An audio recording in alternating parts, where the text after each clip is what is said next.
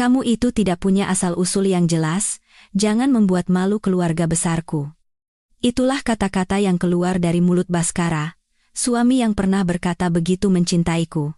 Sementara itu, Ibu Ratna, ibu mertuaku, memerintahkanku dengan suara tegas, pesta perayaan ulang tahun ibu yang ke-70, persiapkan di Hotel Mulia Senayan, ya. Aku mau kamu yang mengurus semuanya. Uang sebesar lebih dari 500 juta rupiah adalah jumlah yang mustahil bagi pegawai kantoran biasa sepertiku. Di hadapan begitu banyak kerabat, suamiku menjambak rambutku dan menyeretku di sepanjang koridor hotel. Tapi mereka semua tidak tahu bahwa menantu yang mereka hina dan rendahkan ini adalah pemilik perusahaan senilai 4 triliun rupiah.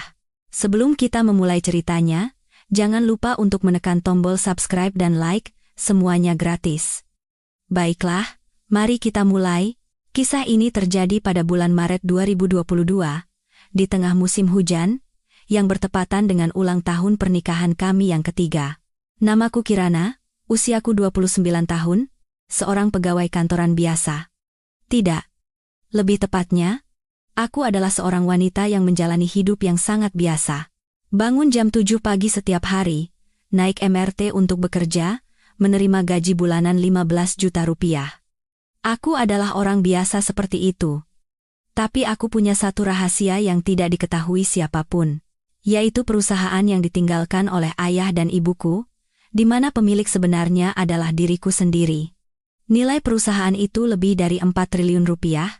Aku teringat kenangan masa kecilku, saat itu aku mungkin masih kelas 6 SD. Seorang teman yang kuanggap sahabat terbaikku berbisik di pesta ulang tahunku, kalau aku bisa dekat denganmu, pasti aku bisa dapat banyak hal bagus, ya kan? Rasa dingin yang kurasakan hari itu masih terasa jelas hingga sekarang. Teman itu tidak melihat diriku, dia melihat apa yang ada di belakangku. Baik saat SMP maupun SMA, semuanya sama saja. Orang-orang tidak menyukai manusia bernama Kirana, tetapi lebih menyukai label pewaris konglomerat dan anak tunggal yang melekat di punggungku.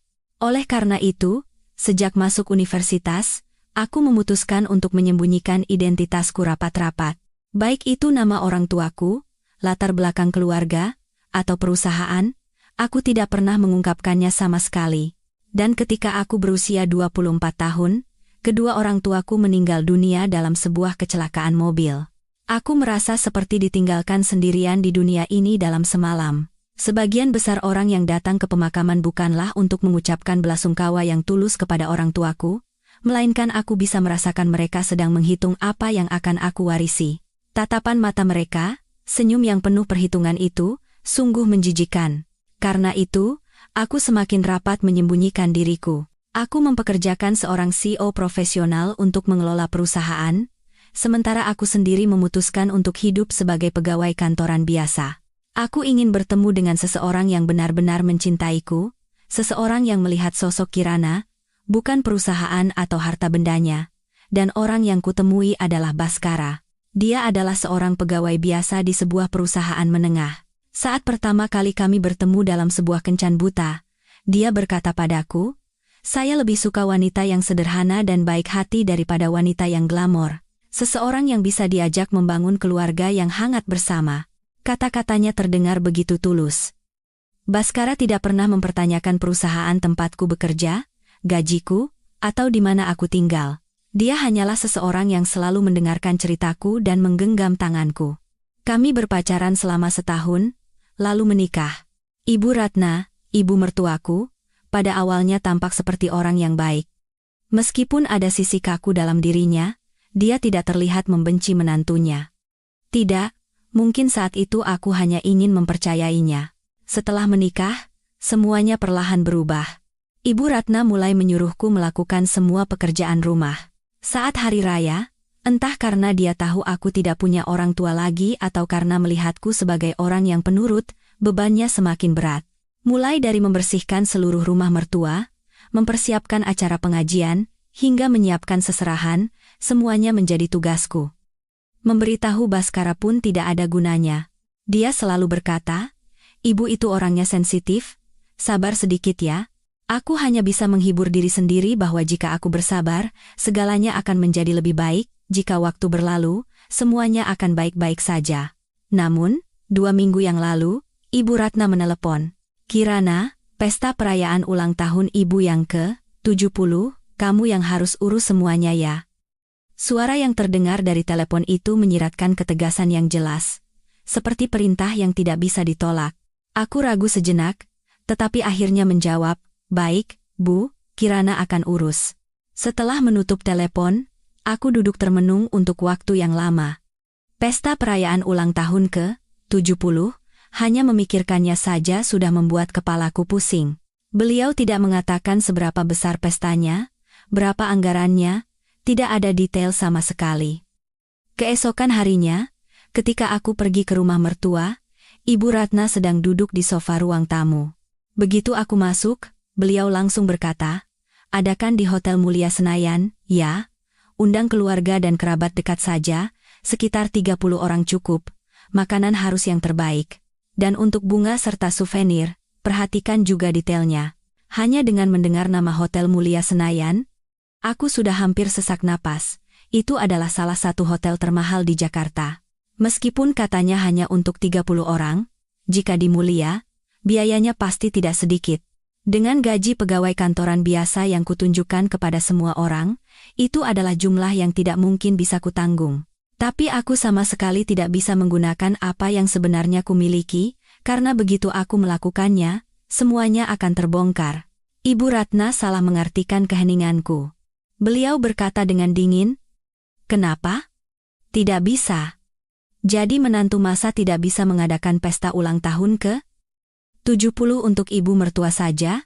Kata-kata itu membuat hatiku mencelos. Mengatakan tidak bisa, aku tak sanggup. Mengatakan bisa.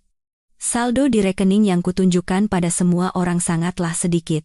Tidak, harus kukatakan, saldo di rekening yang kutunjukkan yang sedikit, karena hartaku yang sebenarnya tersembunyi di tempat yang tidak diketahui siapapun. Akhirnya, aku hanya bisa mengangguk, saya akan berusaha semaksimal mungkin, Bu. Aku bisa merasakan suaraku bergetar. Sesampainya di rumah, aku membuka internet, mencari informasi tentang Hotel Mulia dan melihat ulasan berbagai acara perayaan ulang tahun. Konten yang muncul di layar membuatku merasa sesak. Meskipun hanya acara untuk 30 orang, di Mulia pasti membutuhkan biaya yang tidak sedikit. Tabunganku sekitar 150 juta rupiah. Kalau tidak cukup, bagaimana? Apakah aku harus meminjam uang? Atau haruskah aku menggunakan sedikit dari uangku yang sebenarnya? Tapi jika aku melakukan itu dan ketahuan, rahasiaku akan terbongkar. Baskara, Ibu Ratna, semuanya akan berubah. Cara mereka memandangku akan berubah. Mereka tidak akan lagi melihat Kirana, tetapi akan melihat apa yang ada di belakangku. Malam harinya, Baskara pulang kerja. Aku perlahan berbicara dengan hati-hati, "Mas Baskara, biaya pesta ulang tahun, ibu sepertinya akan lebih besar dari yang kukira. Bisakah kita berdua patungan?" Baskara membuka sekaleng bir dan menjawab dengan acuh tak acuh. "Ibu kan menyuruhmu yang mengurus, bukan? Ya kamu urus sendiri saja. Aku juga sibuk kerja, mana bisa memikirkan hal seperti ini." Lalu dia berjalan ke ruang tamu dan menyalakan televisi. Suasana tidak memungkinkan untuk berbicara lebih lanjut. Aku berbaring sendirian di tempat tidur, menatap langit-langit dalam kegelapan. Kenangan masa kecil kembali muncul. Orang-orang yang datang dan pergi karena harta. Tatapan mata yang hanya melihat apa yang ada di belakangku. Senyum yang tidak tulus. Semuanya muncul satu persatu. Karena itulah aku memilih untuk menyembunyikan identitasku, memilih untuk hidup biasa. Tapi sekarang, aku masih harus menderita karena masalah uang. Sungguh ironis. Aku punya perusahaan besar, tapi harus tidak bisa tidur karena biaya pesta ulang tahun. Apakah ini kehidupan yang normal? Tapi aku tidak boleh sampai ketahuan. Aku ingin percaya bahwa Baskara mencintaiku karena aku adalah wanita yang sederhana, karena aku menantu yang baik dan tidak punya apa-apa. Keesokan harinya, persiapan pesta ulang tahun dimulai dengan sungguh-sungguh. Ibu Ratna meneleponku setiap hari. Menu apa yang akan disajikan? Berapa banyak rangkaian bunga yang disiapkan? Daftar tamu sudah dibuat? Tidak ada waktu untuk istirahat. Bahkan saat bekerja di kantor, begitu telepon dari Ibu Ratna berdering, aku harus berlari ke toilet untuk berbicara. Aku harus waspada terhadap tatapan atasan dan rekan kerja, sampai-sampai aku stres. Saat istirahat makan siang, aku harus sibuk berkeliling hotel untuk mencari informasi. Sepulang kerja, aku harus pergi ke toko souvenir. Sesampainya di rumah, aku lelah sampai tidak bertenaga. Tapi Baskara tidak pernah peduli sedikit pun. Tidak ada bahkan sepatah kata lelah. Dia hanya bersantai di sofa sambil bermain ponsel. Seminggu berlalu, aku memutuskan untuk meminta penawaran harga langsung di Hotel Mulia agar bisa mengetahui jumlah pastinya dan mempersiapkan diri. Hari itu, aku mengambil cuti setengah hari, mengatakan pada atasan bahwa aku ada urusan pribadi. Saat istirahat makan siang, aku pergi ke hotel. Selama di perjalanan dengan MRT, jantungku berdebar kencang. Berapa biayanya? Apakah aku sanggup? Kekhawatiran membanjiriku. Malam itu, aku berdiri di depan cermin. Wajahku di cermin tampak asing. Sejak kapan aku terlihat begitu kuyu? Lingkaran hitam di bawah mata, bibir kering dan pecah-pecah. Inikah wajah seorang wanita berusia 29 tahun yang sudah menikah selama 3 tahun? Jika ayah dan ibu masih hidup, apa yang akan mereka katakan? Jika mereka melihatku hidup seperti ini, apakah mereka akan sedih? Tapi ayah dan ibu sudah tiada, dan aku sendirian. Yang tersisa hanyalah perusahaan yang mereka bangun seumur hidup. Tapi itu adalah rahasia yang tidak diketahui siapapun. Pesta ulang tahun tinggal 2 minggu lagi. Ibu Ratna semakin sering menghubungiku, dan permintaannya terus bertambah. Kebaya harus dijahit dari kain sutra terbaik. Ya, fotografer harus yang terkenal. Souvenir harus yang terlihat mewah. Semuanya butuh uang. Memikirkan uang yang harus dikeluarkan, hatiku hancur. Apakah ini benar? Kenapa aku harus melakukan sejauh ini? Tapi aku tidak bisa berhenti. Sudah terlalu jauh. Mundur pun tidak bisa. Aku hanya bisa terus maju. Aku menghibur diri sendiri bahwa jika aku bisa menyelenggarakan pesta ulang tahun ini dengan baik, segalanya akan menjadi lebih baik. Ibu Ratna akan puas, Baskara akan berterima kasih. Tapi jauh di lubuk hatiku, aku tahu ini hanyalah permulaan. Hari untuk memesan tempat di Hotel Mulia Senayan pun tiba. Tempat yang ditentukan oleh Ibu Ratna, salah satu hotel termewah di Jakarta. Aku mengambil cuti setengah hari dan menuju hotel. Selama perjalanan dengan MRT, tanganku berkeringat. Meskipun hanya untuk 30 orang, di Mulia biayanya pasti tidak sedikit. Apakah tabunganku cukup? Jika tidak, bagaimana? Pemandangan di luar jendela berlalu begitu saja, tapi aku tidak melihat apa-apa. Pikiranku penuh dengan kekhawatiran. Setibanya di hotel, begitu melangkah masuk ke lobi, aku hampir sesak napas. Chandelier berkilauan, lantai marmer mengkilap, orang-orang berjas berlalu lalang, semuanya terlihat mewah dan megah. Aku merasa tidak cocok di sini. Aku dengan pakaian kerja biasa yang kupakai ke kantor terlihat begitu lusuh. Seorang staf resepsionis mengantarku. Silakan lewat sini, Bu. Saya akan jelaskan detailnya di ruang tunggu. Saat mengikutinya, jantungku berdebar semakin kencang. Setelah duduk di ruang tunggu, staf itu membuka katalog. Untuk 30 tamu, bisa diatur di ruang perjamuan kecil. Bu, jika memilih paket hidangan set menu Indonesia, staf itu menekan kalkulator, menuliskan angka di atas kertas, lalu menyerahkannya padaku. Mataku terpaku pada angka itu. Jumlahnya adalah 500 juta rupiah. Aku merasa tidak bisa bernapas. Staf itu melanjutkan dengan tenang, harga ini sudah termasuk makanan, sewa ruangan, kebaya, souvenir, bunga, fotografer, kue, dan kamar menginap untuk keluarga, Bu. Aku hanya bisa mengangguk, tidak bisa berkata apa-apa. Untuk uang muka, mohon dibayarkan dalam minggu ini, ya Bu. Suara staf itu terdengar jauh di telingaku, aku hanya bisa mendengar detak jantungku sendiri yang berdebar kencang. Mendengar jumlah uang muka, kepalaku pusing. Tabunganku saja tidak akan cukup. Tapi aku tidak bisa membatalkannya, karena aku sudah memberitahu Ibu Ratna akan mengadakannya di Mulia. Baik, akan saya transfer. Meskipun kata-kata itu keluar dari mulutku sendiri, aku tidak percaya ini adalah suaraku. Aku berjalan keluar dari hotel tanpa tujuan. Kakiku lemas. Hampir tidak bisa berjalan. Aku masuk ke sebuah kafe di dekatnya, mengeluarkan ponsel, membuka aplikasi bank, memeriksa saldo tabungan dan melihat batas pinjaman yang bisa kuajukan. Saat menatap layar, air mataku berlinang. Tidak cukup. Sama sekali tidak cukup. Jariku bergetar. Tapi aku menekan tombol pengajuan pinjaman. Di layar muncul tulisan. Disetujui. Sekarang aku punya utang. Untuk pertama kalinya dalam hidupku, di usia 29 tahun. Pikiran bahwa aku menjadi orang yang berutang membuat hatiku hancur. Malam itu, aku pergi ke rumah mertua karena harus melaporkan penawaran harga yang kuterima.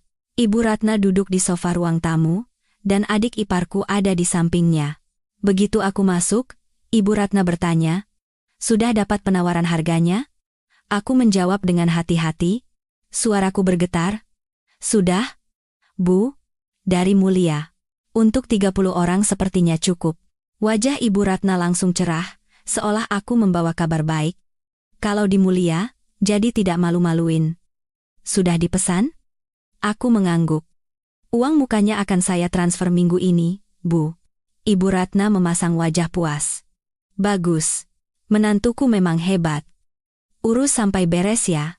Terdengar seperti pujian, tapi sebenarnya itu adalah perintah. Sebuah pernyataan bahwa beliau tidak akan ikut campur sama sekali. Adik iparku menyela, "Mbak Kirana hebat ya, aku saja tidak berani mengeluarkan uang sebanyak itu sekaligus." Suaranya mengandung sindiran, seolah aku orang kaya yang mudah menghabiskan uang. Ibu Ratna setuju dengan putrinya. "Yah, Kirana kan tidak punya ayah ibu lagi. Uangnya mau dipakai untuk siapa lagi kalau bukan untuk kita?" Kata-kata itu seperti pisau yang menusuk jantungku. Tidak punya orang tua menjadi senjata seperti ini rupanya. Aku hanya bisa mengangguk, tidak punya tenaga untuk membantah. Dalam perjalanan pulang di MRT, air mata yang kutahan akhirnya tumpah. Aku menunduk menatap ponsel, malu pada orang di sebelahku. Layar ponselku buram. Ada pesan notifikasi persetujuan pinjaman, kenyataan bahwa aku harus membayar bunga setiap bulan menghimpit hatiku. Sebagian besar gajiku akan habis untuk bunga itu. Bagaimana aku akan hidup? Apa aku masih bisa makan? Biaya transportasi bagaimana? Semakin kupikirkan, semakin gelap rasanya. Tapi aku tidak bisa berhenti. Sudah dimulai. Keesokan harinya, aku pergi ke bank untuk menarik tabunganku. Petugas di konter bertanya saat memproses dokumen, "Bu, kalau tabungan ditarik sekarang, bunganya akan berkurang." "Tidak apa-apa." Aku mengangguk, meskipun sama sekali tidak apa-apa. Tapi aku tidak bisa berbuat apa-apa. Itu adalah uang yang kukumpulkan sedikit demi sedikit. Tapi harus lenyap dalam sekejap. Meskipun uang masuk rekeningku, aku tidak merasa senang. Malah terasa hampa. Berapa lama uang ini akan ada di tanganku? Sebentar lagi juga pasti akan habis. Siang itu, aku mentransfer uang muka ke Hotel Mulia Senayan. Uang dalam jumlah besar lenyap dari rekeningku. Begitu menerima pesan konfirmasi transfer, aku sesak napas. Aku merasa sudah tidak bisa kembali. Yang tersisa hanyalah terus maju. Tapi di saat yang sama, aku khawatir. Baru uang muka saja sudah sebesar ini. Bagaimana sisanya? Biaya souvenir, bunga, kebaya, fotografer. Hanya memikirkannya saja sudah membuat kepalaku pusing. Apakah sisa uang di tanganku akan cukup? Jika tiba-tiba jumlah tamu bertambah, bagaimana? Kekhawatiran membanjiriku. Aku mencoba berbicara dengan Baskara lagi, mengumpulkan keberanian. "Mas Baskara, aku benar-benar tidak sanggup menanggung semua biayanya sendirian. Bisakah kamu bantu setengahnya?" Baskara mengambil bir dari kulkas dan menjawab dengan nada kesal, "Ibu kan menyuruhmu yang urus, bukan? Aku bisa bantu apa? Aku juga stres dengan pekerjaan di kantor. Pulang ke rumah masih harus dengar masalah seperti ini lagi. Menyebalkan." Lalu dia masuk ke kamar dan menutup pintu. Aku ditinggalkan sendirian di ruang tamu. Aku duduk di sofa dengan lemas, menatap layar televisi yang menyala dengan pandangan kosong. Aku tidak tahu acara apa yang sedang tayang. Aku hanya merasa lampu neon itu begitu menyilaukan. Kenapa aku harus hidup seperti ini? Kupikir setelah menikah aku akan bahagia. Kupikir jika bersama orang yang kucintai, aku bisa melewati masa-masa sulit.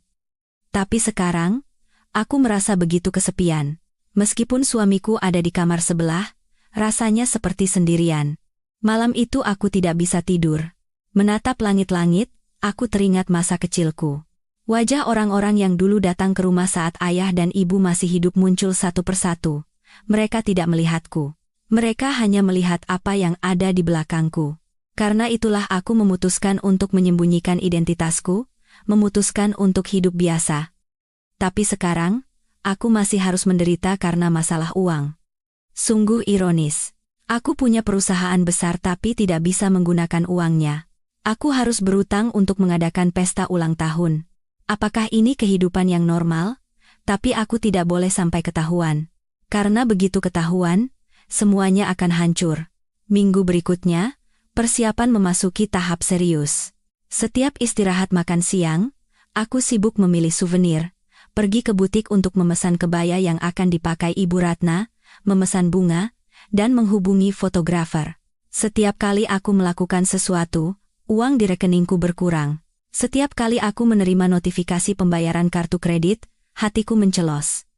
Berapa lama lagi aku bisa bertahan? Jika uangku habis, bagaimana? Kekhawatiran semakin menjadi-jadi, tapi aku tidak bisa berhenti, karena sudah dimulai. Dan aku tidak boleh mengecewakan Ibu Ratna. Ibu Ratna menelepon hampir setiap hari. Kirana, menu sudah dikonfirmasi, bunga pesan berapa banyak, daftar tamu sudah final. Dalam sehari bisa ada 5,6 panggilan telepon. Bahkan saat bekerja, begitu telepon berdering, aku terkejut dan berlari ke toilet untuk bicara. Pulang kerja, telepon berdering lagi, aku lari keluar lagi. Aku harus waspada dengan tatapan rekan kerja, tapi aku tidak bisa berbuat apa-apa. Pernah sekali, atasanku berkata, "Kirana, akhir-akhir ini kamu terlihat tidak fokus bekerja. Kalau ada urusan pribadi, ambil cuti saja untuk menyelesaikannya."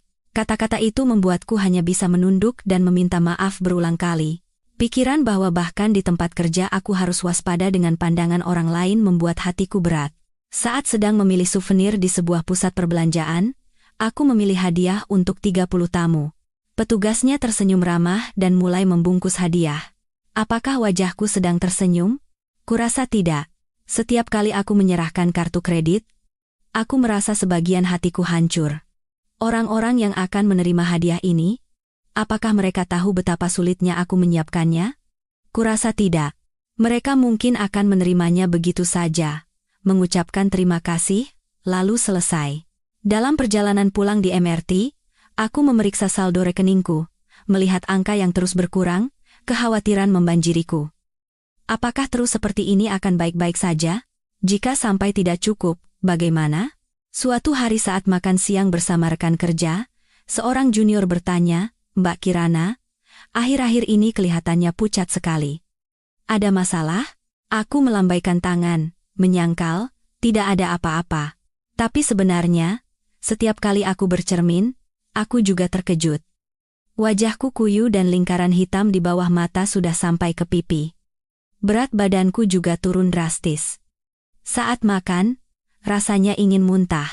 Aku tidak bisa makan banyak. Stres sudah mempengaruhi fisikku. Setiap malam, aku mimpi buruk. Mimpi Ibu Ratna, menunjuk-nunjuk, dan memarahiku. Mimpi Baskara membelakangiku. Mimpi pesta ulang tahun di hotel hancur berantakan. Aku bermimpi hal yang sama berulang kali. Bangun pagi dengan keringat membasahi tubuh. Suatu hari, Ibu Ratna datang ke rumah tanpa pemberitahuan. Beliau membuka pintu dan melihat sekeliling rumah. Rumah ini pernah dibersihkan tidak? Sih? Padahal menurutku ruang tamu sudah rapi. Tapi di mata Ibu Ratna, mungkin tidak. Beliau berjalan ke dapur, membuka kulkas. Lauk pauk juga tidak ada. "Baskara makan apa saja?" Kata-kata itu membuatku sesak. Aku memasak untuknya setiap hari. Apakah itu belum cukup? Apalagi yang harus kulakukan? Ibu Ratna duduk di sofa ruang tamu dan berkata, "Kirana, akhir-akhir ini kamu mengelola uang dengan baik kan? Biaya pesta ulang tahun itu, kamu sanggup kan?" Pertanyaan itu membuatku terkejut. Apakah beliau menyadari sesuatu tentangku?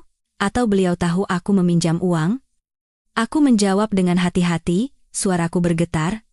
Iya, Bu. Tidak usah khawatir. Saya bisa mengurusnya. Ibu Ratna tertawa sinis. Bisa mengurusnya? Mana aku tahu. Untung saja Baskara, anakku. Orangnya baik, makanya mau menerima menantu sepertimu. Kata-kata itu seperti pisau yang menusuk jantungku. Menantu sepertiku? Apa yang salah denganku? Apa kesalahanku? Aku sudah mempersiapkan pesta ini mati-matian, tapi masih saja menjadi menantu yang tidak baik. Setelah Ibu Ratna pulang, aku duduk lemas sendirian di sofa.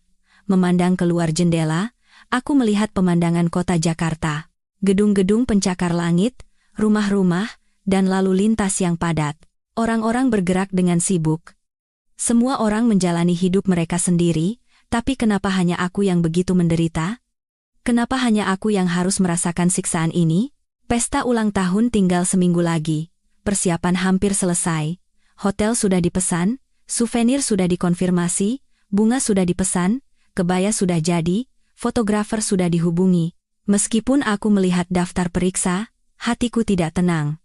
Aku punya firasat buruk bahwa sesuatu yang tidak baik akan terjadi. Setiap malam aku merasa seperti ditindih. Sebelum tidur, jantungku berdebar karena cemas. Bangun pagi dengan keringat membasahi tubuh, Baskara tidur mendengkur di sampingku dengan nyenyak, tidak tahu penderitaanku. Melihatnya, aku marah, tapi di saat yang sama juga sedih. Apakah orang ini benar-benar mencintaiku? Suatu malam, aku pergi ke balkon.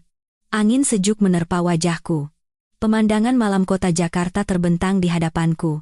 Aku memandang kota yang penuh dengan lampu berkelip dan berpikir. Setiap lampu itu pasti menyimpan kisah orang-orang. Ada yang mungkin sedang tertawa bahagia. Ada yang mungkin sedang menderita sepertiku. Memikirkan utangku, aku sesak napas. Tapi aku menghibur diri sendiri bahwa ini adalah tugas seorang menantu, hidup di rumah mertua dan terus bersabar. Aku ingin percaya bahwa jika pesta ulang tahun ini berjalan lancar, segalanya akan membaik, Ibu Ratna akan puas, Baskara akan berterima kasih.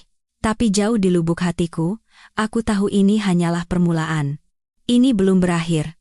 Aku punya firasat bahwa akan ada masalah yang lebih besar lagi. 3 hari sebelum pesta ulang tahun, sekitar jam 3 sore di kantor, tiba-tiba kepalaku pusing dan aku merasa dunia di sekitarku berputar. Aku mencoba berpegangan pada meja, tapi tidak ada tenaga. Akhirnya, aku jatuh ke lantai. Samar-samar aku mendengar teriakan kaget rekan kerjaku, "Kirana, kamu kenapa? Siapapun, panggil ambulans." Kesadaranku mulai memudar. Hal terakhir yang kupikirkan adalah pesta ulang tahun. Tidak boleh begini. Masih banyak yang harus disiapkan. Ibu Ratna akan bilang apa? Pikiran itu berputar di kepalaku, lalu semuanya menjadi gelap. Ketika aku sadar di rumah sakit, yang kulihat adalah lampu neon putih di langit-langit, membuka mata terasa sangat sulit. Kelopak mataku terasa berat seperti timah. Baskara duduk di sampingku, sedang menatap ponselnya. Lalu dia menyadari aku sudah sadar. Dokter masuk. "Anda pingsan karena kelelahan dan stres berlebihan, Bu. Kondisi tubuh Anda kekurangan nutrisi dan istirahat yang parah. Anda harus istirahat total selama 2,3 hari. Mendengar itu, ekspresi Baskara langsung berubah. Bukan ekspresi khawatir, tapi ekspresi tidak suka. Setelah dokter pergi, Baskara membuka mulut. "Kamu ini kenapa harus sakit sekarang? Pesta ulang tahun ibu tinggal 3 hari lagi." Kata-kata itu membuat hatiku mencelos. Itu bukan kata-kata khawatir, tapi teguran. Aku jatuh sakit adalah hal yang merepotkan bagi Baskara. Aku menjawab dengan lemah, suaraku hampir tidak keluar. "Maaf. Nanti juga baikan. Besok aku akan keluar dari rumah sakit." Baskara menghela napas. "Jangan sampai merusak pesta ulang tahun, Ibu. Ingat itu saja." Lalu dia berjalan keluar dan mulai menelepon. Pasti menelepon Ibu Ratna. Aku mendengar suaranya yang samar-samar dari koridor. "Iya, Bu. Kirana pingsan. Sekarang di rumah sakit. Tidak apa-apa kok. Pesta ulang tahun akan tetap berjalan lancar. Tidak ada sedikit pun kekhawatiran tentang kesehatanku. Yang penting hanya satu. Apakah pesta ulang tahun akan berjalan lancar atau tidak? Aku hanyalah alat untuk pesta ulang tahun itu. Aku ditinggalkan sendirian di kamar pasien, matahari terbenam di luar jendela, cahaya merah senja mewarnai langit, pemandangan yang indah, tapi hatiku kelam. Aku menatap selang infus di pergelangan tanganku. Cairan bening perlahan mengalir ke dalam tubuhku.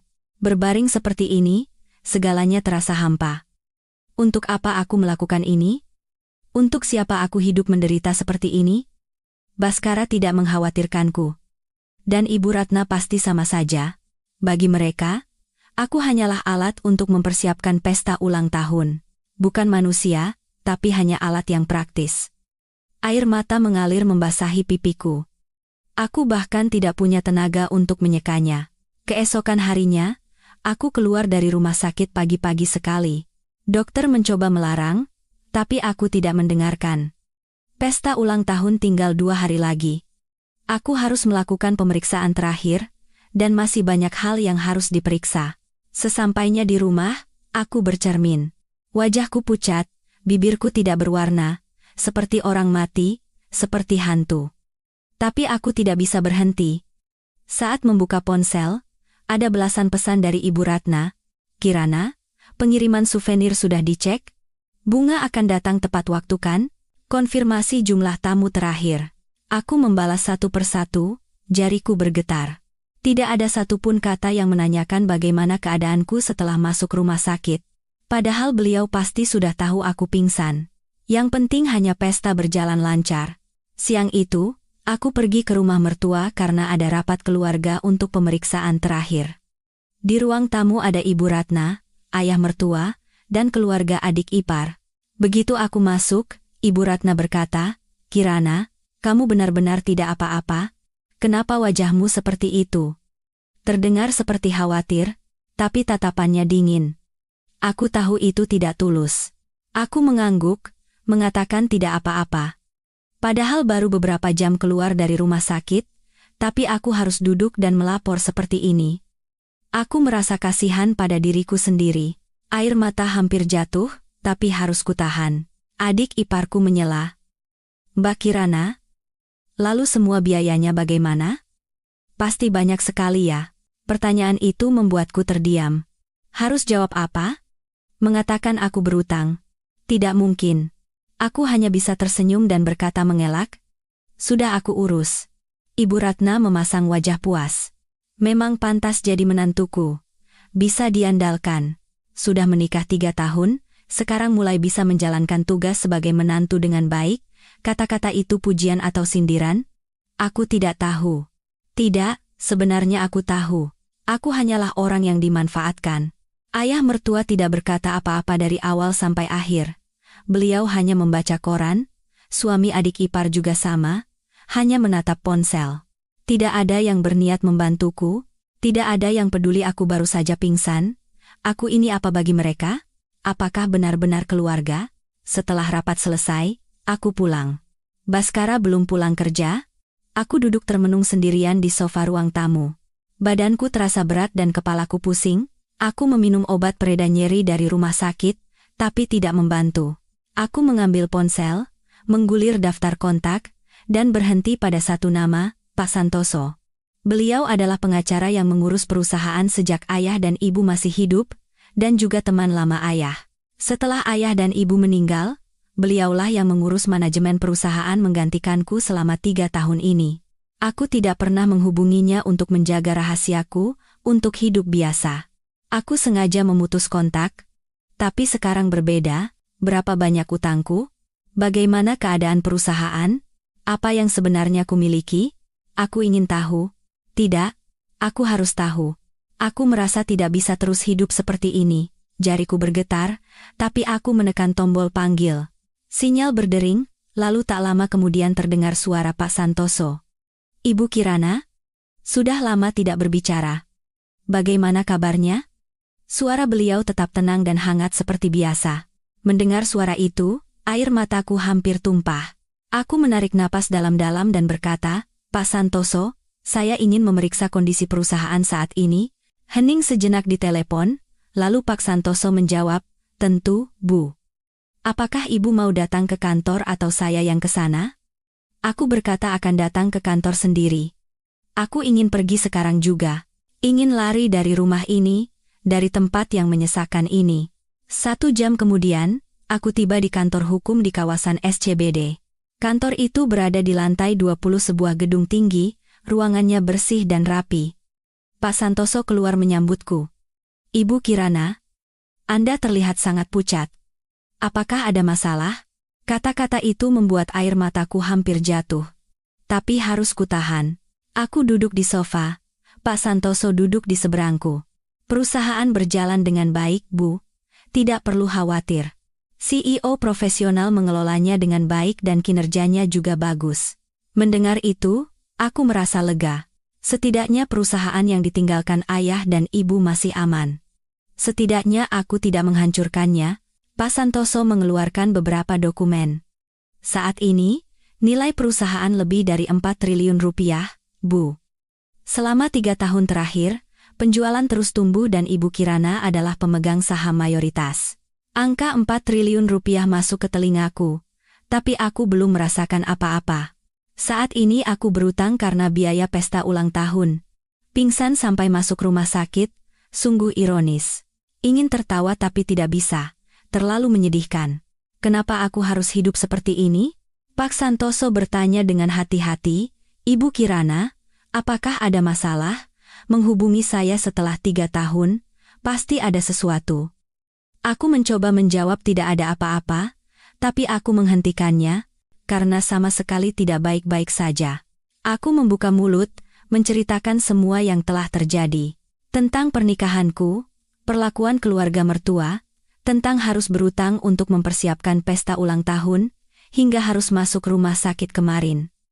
Saat bercerita, tenggorokanku tercekat. Awalnya aku mencoba bercerita dengan tenang, tapi akhirnya suaraku bergetar. Pak Santoso mendengarkan dalam diam, lalu menghela napas. Ibu Kirana, jika ayah Anda masih hidup, betapa sedihnya beliau. Ibu tidak perlu menanggung semua ini sendirian. Kata-kata itu membuat air mataku tumpah. Air mata yang kutahan selama ini akhirnya mengalir deras. Rasa kesepian yang kutahan selama 3 tahun menyembunyikan identitas, semuanya meledak. Aku rindu ayah, rindu ibu. Jika mereka masih ada, aku tidak akan hidup seperti ini. Setelah menangis cukup lama, aku sadar. Pak Santoso memberiku segelas air. Ibu Kirana, sekarang cobalah hidup sebagaimana mestinya. Perusahaan dan aset yang ayah Anda tinggalkan adalah untuk kebahagiaan Anda. Tidak perlu lagi bersembunyi. Aku menggelengkan kepala. Tapi jika ketahuan, Baskara, keluarga mertua, semua akan berubah. Mereka tidak akan melihat diriku, tapi akan melihat uangku. Pak Santoso menatap mataku lurus. Ibu Kirana, jika mereka benar-benar mencintai Anda, ada atau tidaknya harta tidaklah penting. Lihat saja bagaimana mereka memperlakukan Anda sekarang. Jawabannya sudah jelas, bukan? Kata-kata itu menusuk jantungku. Itu benar. Saat aku di rumah sakit, Baskara hanya mengkhawatirkan pesta ulang tahun. Ibu Ratna, setelah tahu aku pingsan, keesokan harinya hanya mengirim pesan untuk memeriksa persiapan pesta. Bagi mereka, aku ini apa? Aku berjalan keluar dari kantor tanpa tujuan. Sudah sore. Jalanan di SCBD penuh dengan lampu. Banyak orang berlalu lalang dengan sibuk. Aku berjalan di tengah kerumunan itu dan berpikir, apa yang sebenarnya kuinginkan? Kehidupan yang biasa? Atau kehidupan dengan orang yang benar-benar mencintaiku? Apakah Baskara benar-benar mencintaiku? Atau dia hanya menginginkan menantu yang penurut dan baik hati? Dan Ibu Ratna? Adik ipar, apakah mereka pernah memperlakukanku dengan tulus? Semakin kupikirkan, semakin jelas jawabannya, tidak. Aku berhenti di sebuah jembatan penyeberangan, menatap ke bawah ke arah jalan raya yang ramai. Aku berpikir hidupku mungkin akan terus mengalir seperti itu. Entah aku mau atau tidak, waktu terus berjalan, situasi berubah, dan aku mungkin akan terbawa arus. Tapi hari ini, ada sesuatu yang berbeda. Setelah bertemu Pak Santoso, ada perubahan kecil dalam hatiku. Pikiran bahwa aku tidak bisa terus seperti ini, pikiran bahwa harus ada sesuatu yang berubah, sedang terbentuk. Angin berhembus. Angin sejuk meniup rambutku. Angin itu seolah membangunkan sesuatu dalam diriku. Setibanya di rumah, Baskara sedang menonton televisi di ruang tamu. Saat aku masuk, dia bertanya, "Dari mana saja?" Aku menjawab, "Keluar cari angin sebentar." Baskara tidak bertanya lebih lanjut. Dia tidak peduli. Aku masuk ke kamar, berbaring di tempat tidur, menatap langit-langit, dan tenggelam dalam pikiran. Besok lusa adalah hari pesta ulang tahun. Jika acara itu selesai, apakah akan ada yang berubah? Atau aku harus terus hidup seperti ini? Satu hal yang pasti. Aku bukan lagi Kirana yang dulu. Sesuatu dalam diriku sedang berubah, malam semakin larut. Bulan bersinar terang di langit. Bulan purnama yang cerah. Cahayanya masuk ke dalam kamar dengan lembut. Aku membuka ponsel dan mengirim pesan ke Pak Santoso. "Pak, terima kasih banyak untuk hari ini. Saya jadi banyak berpikir. Nanti saya akan hubungi lagi." Setelah menekan tombol kirim, hatiku sedikit lebih ringan. Setidaknya masih ada orang di sisiku. Masih ada yang tulus mengkhawatirkanku. Itu seperti sebuah penghiburan. Besok adalah hari sebelum pesta ulang tahun. Aku harus melakukan persiapan terakhir. Tapi malam ini, aku hanya ingin istirahat. Tidak ingin memikirkan apapun, hanya ingin tidur. Aku memejamkan mata. Anehnya, hari ini aku merasa bisa tidur. Aku tenggelam dalam tidur lelap. Pagi hari pesta ulang tahun, aku bangun jam 5 pagi. Sebenarnya, aku tidak tahu apakah aku tidur nyenyak atau tidak. Rasanya seperti bolak-balik sepanjang malam lalu tiba-tiba membuka mata. Saat mandi dan berdandan, tanganku masih bergetar. Hari ini akan seperti apa? Apakah Ibu Ratna akan puas? Apakah akan ada yang salah? Kekhawatiran membanjiriku. Aku bercermin. Wajahku masih pucat, tapi aku mencoba menutupinya dengan riasan sebanyak mungkin. Memoles lipstik di bibir, menyapukan perona pipi, tapi tetap tidak bisa menyembunyikan semuanya. Lingkaran di bawah mataku terlalu gelap. Baskara masih tertidur. Dia mendengkur di tempat tidur dengan nyenyak. Aku berdiri memandangnya cukup lama. Orang ini benar-benar suamiku? Orang yang membuatku harus bangun pagi-pagi untuk mempersiapkan pesta, sementara dia tidur nyenyak di sampingku? Aku tidak membangunkannya. Bagaimanapun, ini adalah jalan yang harus kutempuh sendirian. Aku keluar rumah diam-diam, naik taksi ke Hotel Mulia Senayan. Jalanan di pagi buta masih sepi. Di dalam taksi, aku hanya memandang keluar jendela. Pemandangan Jakarta yang belum sepenuhnya terang berlalu. Cahaya dari tiang lampu jalan terpantul di kaca jendela, dan lampu mobil yang sesekali lewat tampak menyilaukan. Orang-orang yang bangun sepagi ini, mereka mau kemana? Apakah ada yang sedang sibuk untuk pesta seseorang sepertiku? Atau semua orang punya alasan mereka sendiri? Menjalani hidup mereka sendiri? Tiba-tiba aku berpikir, jalan yang sedang kutempuh ini, apakah benar-benar jalan yang harus kutempuh? Apakah sudah tidak bisa kembali? Setibanya di hotel, begitu melangkah masuk ke lobi, aku hampir sesak napas. Terlalu sepi. Karena masih pagi buta, tidak banyak orang. Hanya lampu yang menyala redup. Suara langkah kakiku menggema di lantai marmer. Seorang staf mengantarku, dan aku hanya mengikutinya. Aku naik ke ruang perjamuan dan membuka pintu. Dalam kegelapan, lampu menyala, memperlihatkan ruangan yang mewah. Meja-meja sudah tertata rapi dengan rangkaian bunga di atasnya. Semuanya sudah siap. Inilah yang telah kusiapkan selama sebulan terakhir. Ruangan yang dibangun dari utang. Aku berjalan sendirian di ruang perjamuan, berdiri di meja utama, dan memandang ke kursi tempat Ibu Ratna akan duduk. Beliau akan duduk di sini dan berpikir apa? Apakah beliau akan puas? Atau akan mengatakan masih ada yang kurang? Apakah beliau akan pamer pada kerabat? Atau akan menghinaku lagi? Aku tidak tahu. Tapi satu hal yang pasti, Ibu Ratna akan menganggap semua ini sebagai hal yang wajar. Beliau tidak akan peduli betapa sulitnya aku. Berapa banyak utangku? Hal-hal itu tidak penting. Yang penting hanya pesta yang mewah dan sukses. Aku berjalan ke jendela dan memandang keluar. Fajar Jakarta mulai menyingsing. Langit mulai terang, dan kota mulai bangun. Gedung-gedung mulai menyalakan lampu satu persatu, dan mobil di jalan mulai ramai. hari baru akan dimulai. Tapi bagiku, hari ini bukanlah hari baru. Malah terasa seperti hari yang akan berakhir. Seperti ada sesuatu yang akan selesai. Rasanya sebagian hatiku hampa. Aku punya firasat bahwa sesuatu akan hancur sebentar lagi. Sekitar jam 8 pagi, keluarga suamiku tiba. Ibu Ratna, ayah mertua, dan keluarga adik ipar datang bersama. Ibu Ratna mengenakan kebaya mewah, kebaya yang kusiapkan untuknya. Beliau melihat sekeliling ruang perjamuan dan berkata, lumayan juga. Tapi di sana itu, tatanan bunganya agak aneh. Bukan pujian, kata pertama adalah kritikan. Hatiku mencelos. Jika awalnya sudah begini, bagaimana aku bisa bertahan seharian? Maaf, Bu. Nanti saya atur lagi. Aku menunduk menjawab, suaraku bergetar. Baskara juga tiba. Sepertinya dia terburu-buru setelah bangun kesiangan. Rambutnya masih acak-acakan. Dia mendatangiku dan bertanya, semuanya sudah siap kan? Aku mengangguk. Tidak bisa berkata apa-apa. Bagus. Capek sedikit ya hari ini. Harus selesai tanpa masalah. Mengerti kan? Itulah semua yang dia katakan. Kata capek sedikit hanyalah basa-basi. Yang sebenarnya ingin dia katakan ada di belakangnya. Selesai tanpa masalah.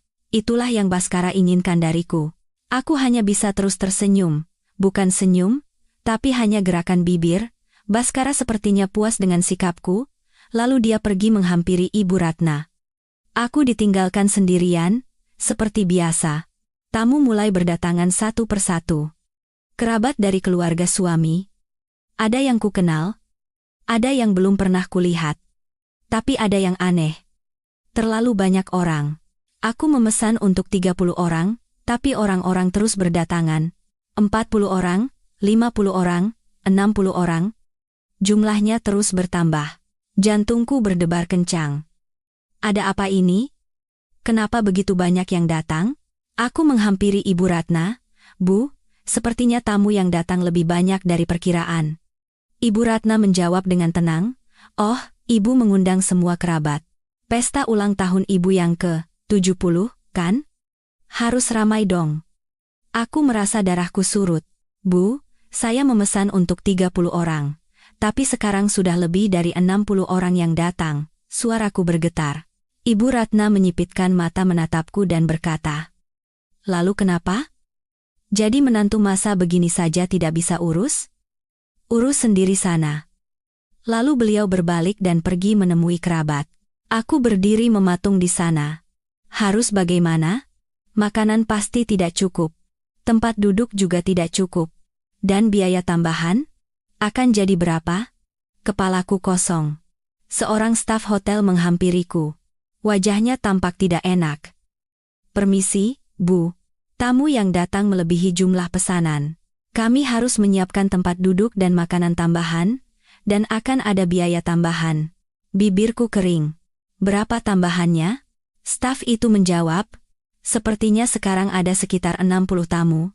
Bu, jadi tambahan 30 orang lagi, kira-kira 350 juta rupiah. Angka 350 juta rupiah membuatku pusing. Aku sudah berutang. Dari mana aku bisa mendapatkan 350 juta lagi? Uang di rekeningku tinggal sedikit. Batas kartu kreditku juga hampir habis. Pembayaran harus dilakukan sekarang, agar kami bisa menyiapkan makanannya, Bu. Suara staf itu terdengar jauh. Aku mengeluarkan kartu dari dompet, tanganku bergetar. Aku menyerahkan kartu itu pada staf, dan dia pergi mengambil mesin EDC. Tak lama kemudian dia kembali. Maaf, Bu, limit kartu Anda terlampaui, tidak bisa diproses. Mendengar itu, aku merasa dunia di sekitarku runtuh. Aku mengeluarkan kartu lain. Coba yang ini. Staf itu pergi, lalu kembali lagi. Yang ini juga limitnya terlampaui, Bu. Wajahku pucat pasi. Harus bagaimana? Tidak ada uang. Kalau tidak bisa bayar, makanan tidak akan keluar. Pesta akan hancur. Saat itu, Ibu Ratna menghampiriku. Sedang apa kamu? Yang lain sudah menunggu. Aku berkata dengan suara bergetar. Bu, kartunya tidak bisa dipakai. Tidak bisa membayar biaya tambahan. Ekspresi Ibu Ratna berubah menjadi marah. Apa? Tidak bisa dipakai? Bagaimana caramu mengelola uang? Suaranya semakin keras. Kerabat di sekitar mulai menoleh ke arah kami. Ibu Ratna tidak berhenti. Di acara ulang tahunku yang ke-70 ini, ada apa-apaan ini? Jadi menantu tidak punya kemampuan? Kenapa mau pesan di hotel mulia? Ruang perjamuan hening. Semua orang menatap kami. Wajahku panas, malu, dan marah. Tapi aku tidak bisa berkata apa-apa. Membela diri pun tidak bisa. Karena aku memang tidak punya uang. Tidak, bukan tidak punya, tapi tidak bisa dipakai. Karena yang asli tersembunyi. Ibu Ratna terus berteriak. Di depan semua kerabat begini. Mau ditaruh di mana mukaku? Ini semua karena kamu tidak becus mempersiapkannya. Aku hanya bisa menunduk, berdiri diam. Air mata hampir jatuh. Tapi harus kutahan. Tidak boleh menangis di depan banyak orang. Baskara menghampiri. Kukira dia akan membantuku, tapi Baskara malah mencengkeram lenganku dengan keras dan berkata dengan suara rendah, "Apa-apaan yang kamu lakukan? Mau membuat malu keluargaku?" Kata-kata itu menghancurkan hatiku. Dia tidak mengkhawatirkanku. Dia mengkhawatirkan nama baik keluarganya. Aku menjawab dengan lemah, "Maaf, nanti aku cari jalan keluarnya." Tapi Baskara tidak mendengarkanku. Tiba-tiba dia mencengkeram pergelangan tanganku lebih keras. "Sakit. Mau cari jalan keluar bagaimana dalam situasi seperti ini?" Suara Baskara penuh amarah. Lalu tiba-tiba, dia menjambak rambutku. "Au!" Aku berteriak kesakitan. Tapi Baskara tidak berhenti. Di hadapan lebih dari 60 kerabat, Baskara menjambak rambutku dan mulai menyeretku keluar dari ruang perjamuan. "Gara-gara kamu, keluargaku jadi malu begini," teriak Baskara. Aku menjerit kesakitan, rambutku serasa mau copot. "Sakit. Lepaskan." Tapi Baskara tidak melepaskanku. Aku diseret keluar ke koridor. Aku bisa merasakan tatapan orang-orang, tapi tidak ada yang menghentikannya. Ibu Ratna, ayah mertua, adik ipar, para kerabat, semua hanya berdiri mematung. Aku menangis saat diseret. Lututku tergesek lantai sampai sakit, dan kepalaku serasa mau pecah, tapi yang lebih sakit adalah hatiku. Suamiku, orang yang kupercaya mencintaiku, memperlakukanku seperti ini. Di ujung koridor, Baskara melepaskanku. Aku terduduk di lantai, sejumput rambut rontok di tanganku, dan di pipiku ada bekas tamparan. Baskara menatapku dari atas dan berkata, "Dengan keadaan seperti ini, jangan harap bisa masuk lagi." Memalukan. Lalu dia berjalan kembali ke ruang perjamuan. Aku duduk sendirian di lantai koridor. 2 atau 3 staf hotel menatapku dengan prihatin, tapi tidak menghampiri. Aku memeluk lututku dan menangis sejadi-jadinya, tidak bisa kutahan lagi. Entah berapa lama waktu berlalu, aku sadar dan pergi ke toilet. Aku bercermin. Keadaanku sangat menyedihkan. Rambut acak-acakan, riasan luntur. Di pipi ada bekas tamparan merah yang jelas, dan di lutut ada luka lecet berdarah. Inikah aku? Kirana, 29 tahun, pemilik perusahaan senilai 4 triliun rupiah, sekarang sedang menangis di toilet hotel seperti ini? Ingin tertawa tapi tidak bisa. Terlalu menyedihkan, aku mengambil ponsel, menelepon Pak Santoso. Sinyal berdering, lalu tak lama kemudian terdengar suaranya. "Ibu Kirana, ada apa?" Aku berkata dengan isak tangis, "Pak, saya tidak tahu harus bagaimana lagi." Lalu aku menceritakan semua yang terjadi. Tentang kejadian di pesta ulang tahun, tentang Baskara yang menjambak rambutku dan menyeretku keluar, semuanya. Pak Santoso mendengarkan dalam diam, lalu berkata, "Ibu Kirana, keluar dari sana sekarang juga. Saya akan kirim mobil untuk menjemput. Jangan bersama orang-orang itu lagi." Aku mengangguk pada kata-katanya. "Iya, saya harus pergi. Saya sudah tidak tahan lagi." Aku berjalan keluar dari toilet, menyusuri koridor. Di ruang perjamuan, pesta ulang tahun masih berlangsung. Aku mendengar suara tawa. Bahkan tanpa aku, pesta tetap berjalan lancar. Aku adalah orang yang tidak dibutuhkan. Hanya orang yang harus membayar, mempersiapkan, dan dipermalukan. Aku turun ke lobi hotel, lalu berjalan keluar. Sinar matahari menyilaukan. Langit cerah, cuaca baik. Tapi di hatiku, badai sedang mengamuk. Tak lama kemudian, sebuah sedan hitam tiba. Mobil yang dikirim Pak Santoso. Aku masuk ke mobil, lalu menoleh ke belakang, menatap hotel tempat kejadian paling menyedihkan dalam hidupku terjadi. Sekarang sudah berakhir. Benar-benar berakhir. Di dalam mobil sunyi. Sopir tidak berkata apa-apa. Dia hanya menyetir dalam diam. Aku duduk di kursi belakang, memandang keluar jendela. Jalanan Jakarta berlalu. Orang-orang berjalan, mobil-mobil melaju. Semua orang menjalani kehidupan sehari-hari mereka. Tidak ada yang tahu penderitaanku. Bahwa di dalam mobil ini, ada seorang wanita yang rambutnya dijambak, yang pipinya ditampar. Aku menyentuh pipiku. Masih terasa nyeri, seolah sentuhan Baskara masih ada di sana. Tidak. Itu bukan sentuhan. Itu kekerasan. Setibanya di kantor Pak Santoso, saat naik lift ke lantai 20, aku bercermin. Masih dalam keadaan yang menyedihkan. Mencoba merapikan riasan, tapi tidak ada gunanya. Bekas tamparan di pipi tidak bisa disembunyikan, begitu juga rambut yang acak-acakan. Pintu lift terbuka. Aku membuka pintu kantor. Pak Santoso melihatku dan terkejut. Ibu Kirana. Beliau berlari menghampiri, memapah lenganku. Duduk dulu, Bu. Saya ambilkan minum. Aku duduk di sofa, tidak punya tenaga sama sekali. Setelah minum air, aku merasa sedikit lebih baik. Pak Santoso bertanya dengan hati-hati, Ibu Kirana, lebih baik kita ke rumah sakit? Aku menggeleng. Tidak apa-apa, Pak. Saya hanya ingin istirahat sebentar. Pak Santoso tidak berkata apa-apa lagi. Beliau hanya duduk di sampingku dan menunggu. Aku duduk seperti itu cukup lama. Entah berapa lama waktu berlalu. Matahari sudah di tengah langit. Mungkin sudah siang. Apakah pesta ulang tahun sudah selesai? Atau masih berlangsung? Aku tidak penasaran. Sudah tidak penting lagi. Pak Santoso berkata pelan, Ibu Kirana, sekarang Anda harus membuat keputusan, kembali ke tempat semula atau memulai yang baru? Kata-kata itu menggema di telingaku. Kembali? Kembali ke Baskara? Orang yang menjambak rambutku dan menyeretku. Kembali ke Ibu Ratna? Orang yang mempermalukanku di depan kerabat? Kembali berlutut dan hidup seperti itu lagi? Jawabannya sudah jelas. Tidak.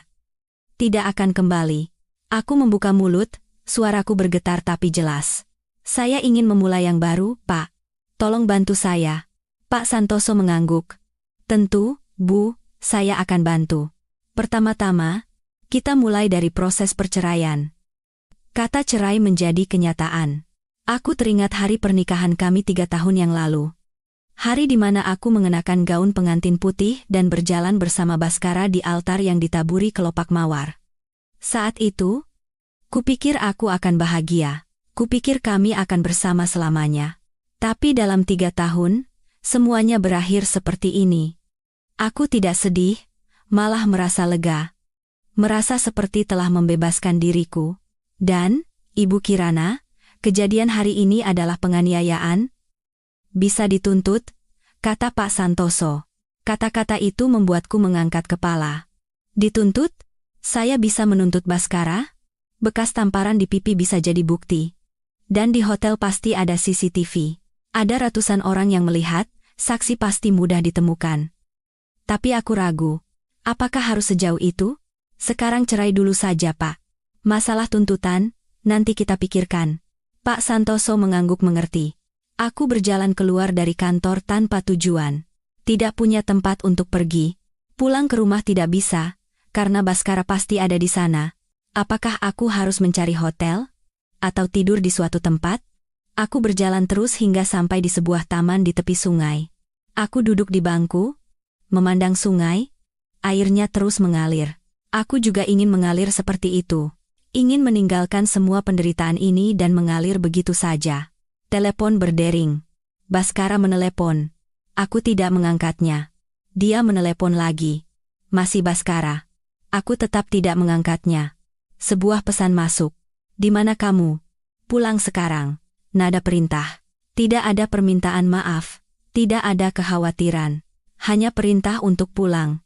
Aku menghapus pesan itu, tidak membalas. Ibu Ratna menelepon. Aku juga tidak mengangkatnya. Adik ipar menelepon. Aku juga tidak mengangkatnya. Aku tidak peduli pada siapapun. Aku tidak perlu lagi mendengar kata-kata mereka. Matahari terbenam. Cahaya merah mewarnai langit. Pemandangan yang indah. Sudah berapa lama aku tidak melihat matahari terbenam yang indah seperti ini?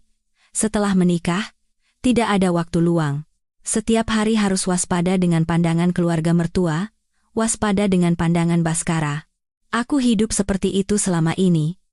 Tidak punya waktu untuk diriku sendiri, hidup untuk orang lain.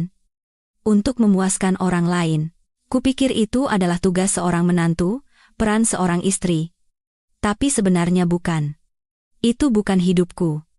Itu adalah hidup orang lain. Kupikir aku sudah hidup seperti ini selama 3 tahun. 3 tahun? Sungguh waktu yang lama. Selama itu, apa saja yang telah kulakukan? Mengerjakan pekerjaan rumah mertua, mempersiapkan acara hari raya, mempersiapkan seserahan, dan hari ini, mempersiapkan pesta ulang tahun. Aku tidak melakukannya karena ingin, tapi karena disuruh. Tidak bisa menolak, dan tidak punya keberanian untuk menolak, karena ingin menjadi menantu yang penurut dan baik hati. Karena ingin dicintai oleh Baskara. Tapi pada akhirnya, apa yang kudapatkan? Kekerasan dan penghinaan. Aku teringat masa kecilku, saat ayah dan ibu masih hidup, ayah pernah berkata, "Kirana, karena apa yang ayah miliki, orang-orang akan datang padamu. Tapi orang yang benar-benar mencintaimu, adalah orang yang akan memilihmu meskipun kamu tidak punya apa-apa." Saat itu aku belum mengerti kata-katanya. Tapi sekarang aku mengerti. Baskara tidak mencintaiku. Dia hanya menginginkan menantu yang penurut dan baik hati, karena mengira aku tidak punya uang, jadi lebih mudah dikendalikan. Ibu Ratna juga sama. Beliau hanya menginginkan menantu yang tidak punya orang tua, menantu yang penurut. Malam tiba. Jembatan di atas sungai menyalakan lampunya. Lampu berkelip terpantul di permukaan air. Orang-orang mulai pulang, pasangan bergandengan tangan, keluarga tertawa dan bercengkrama. Semua orang terlihat bahagia. Hanya aku yang sendirian, aku begitu kesepian. Merasa seperti ditinggalkan sendirian di dunia ini, orang tua sudah tiada, suami meninggalkanku, keluarga mertua tidak menginginkanku. Apa yang tersisa? Perusahaan senilai 4 triliun rupiah, tapi apa gunanya jika tidak ada yang bisa kubagi? Aku mengambil ponsel. Ada puluhan panggilan tak terjawab dari Baskara. Pesan juga ada puluhan. Di mana kamu? Telepon balik sekarang. Kalau tidak pulang, kamu tahu apa yang akan terjadi. Pesan ancaman. Ada pesan dari Ibu Ratna juga. Kirana, apa yang kamu lakukan hari ini? Bagaimana kamu akan bertanggung jawab? Kembali dan minta maaf sekarang. Minta maaf? Aku yang harus minta maaf? Aku yang salah? Bukankah Baskara yang menjambak rambutku dan menyeretku? Bukankah Ibu Ratna yang mempermalukanku di depan kerabat? Aku tertawa. Tawa yang menyedihkan. Aku menghapus semua pesan. Memblokir nomor telepon Baskara, Ibu Ratna, adik ipar. Semua diblokir. Aku tidak mau lagi menerima telepon mereka. Tidak mau lagi mendengar suara mereka. Sekarang sudah berakhir. Benar-benar berakhir. Pernikahan 3 tahun berakhir seperti ini. Aku sedih. Tapi di saat yang sama juga lega. Seperti telah melepaskan beban berat, aku mencari hotel. Karena malam ini aku butuh tempat tidur. Aku memesan hotel terdekat yang bisa dijangkau dengan berjalan kaki 10 menit. Aku bangkit dan mulai berjalan, kakiku gemetar, tapi aku terus berjalan. Setiap langkah yang kuambil, kupikir, sekarang aku akan memulai yang baru. Akan kembali hidup sebagai Kirana. Bukan istri Baskara, bukan menantu Ibu Ratna, tapi hanya Kirana. Setibanya di hotel, aku check-in dan naik ke kamar. Membuka pintu, kamarnya bersih, tempat tidur, sofa, semuanya tampak baru. Aku pergi ke balkon, melihat pemandangan malam Jakarta, banyak lampu berkelip. Setiap lampu itu pasti menyimpan kehidupan orang-orang. Orang yang bahagia, orang yang tidak bahagia, orang yang sedang menderita. Aku di sisi mana? Sekarang mungkin tidak bahagia, tapi di masa depan, bisakah aku bahagia? Aku bersandar di pagar balkon. Angin berhembus. Angin sejuk menerpa wajahku. Air mata mengalir. Air mata yang kutahan akhirnya tumpah. Aku menangis sejadi-jadinya. Aku sudah hidup seperti ini selama 3 tahun? Ucapanku melayang bersama angin. Aku menyesali 3 tahun yang telah berlalu. Jika bisa memutar waktu kembali, alangkah baiknya, tapi itu tidak mungkin. Waktu tidak bisa diputar kembali, hanya bisa terus maju. Setelah menangis cukup lama, hatiku sedikit lebih ringan. Aku masuk ke kamar dan berbaring di tempat tidur, menatap langit-langit. Besok harus bagaimana? Harus menghubungi Pak Santoso untuk memulai proses perceraian. Harus mengambil barang-barangku di rumah, dan harus kembali mengurus perusahaan. Sudah 3 tahun tidak kurus. Banyak hal yang harus dilakukan, tapi aku tidak takut. Malah merasa bersemangat dengan awal yang baru. Aku membuka ponsel, mengirim pesan ke Pak Santoso. Pak, besok saya ingin memulai dengan sungguh-sungguh, baik urusan cerai maupun perusahaan, semuanya. Tolong bantu saya ya. Aku menekan tombol kirim. Tak lama kemudian ada balasan. Tentu, Bu Kirana. Besok pagi datanglah ke kantor. Kita akan susun rencananya. Aku tersenyum membaca pesan itu. Rasanya seperti senyum sungguhan untuk pertama kalinya setelah sekian lama. Aku memandang keluar jendela lagi. Masih ada lampu berkelip seperti tadi. Tapi sekarang berbeda. Lampu-lampu itu terlihat seperti harapan. Harapan yang bersinar dalam kegelapan. Bisakah aku bersinar seperti itu? Bisakah aku bangkit kembali? Kurasa bisa? Tidak. Harus bisa. Karena aku harus menjaga apa yang ditinggalkan ayah dan ibu. Dan harus merebut kembali hidupku. Aku memejamkan mata. Hari ini adalah hari yang panjang dan melelahkan, tapi besok akan menjadi hari baru.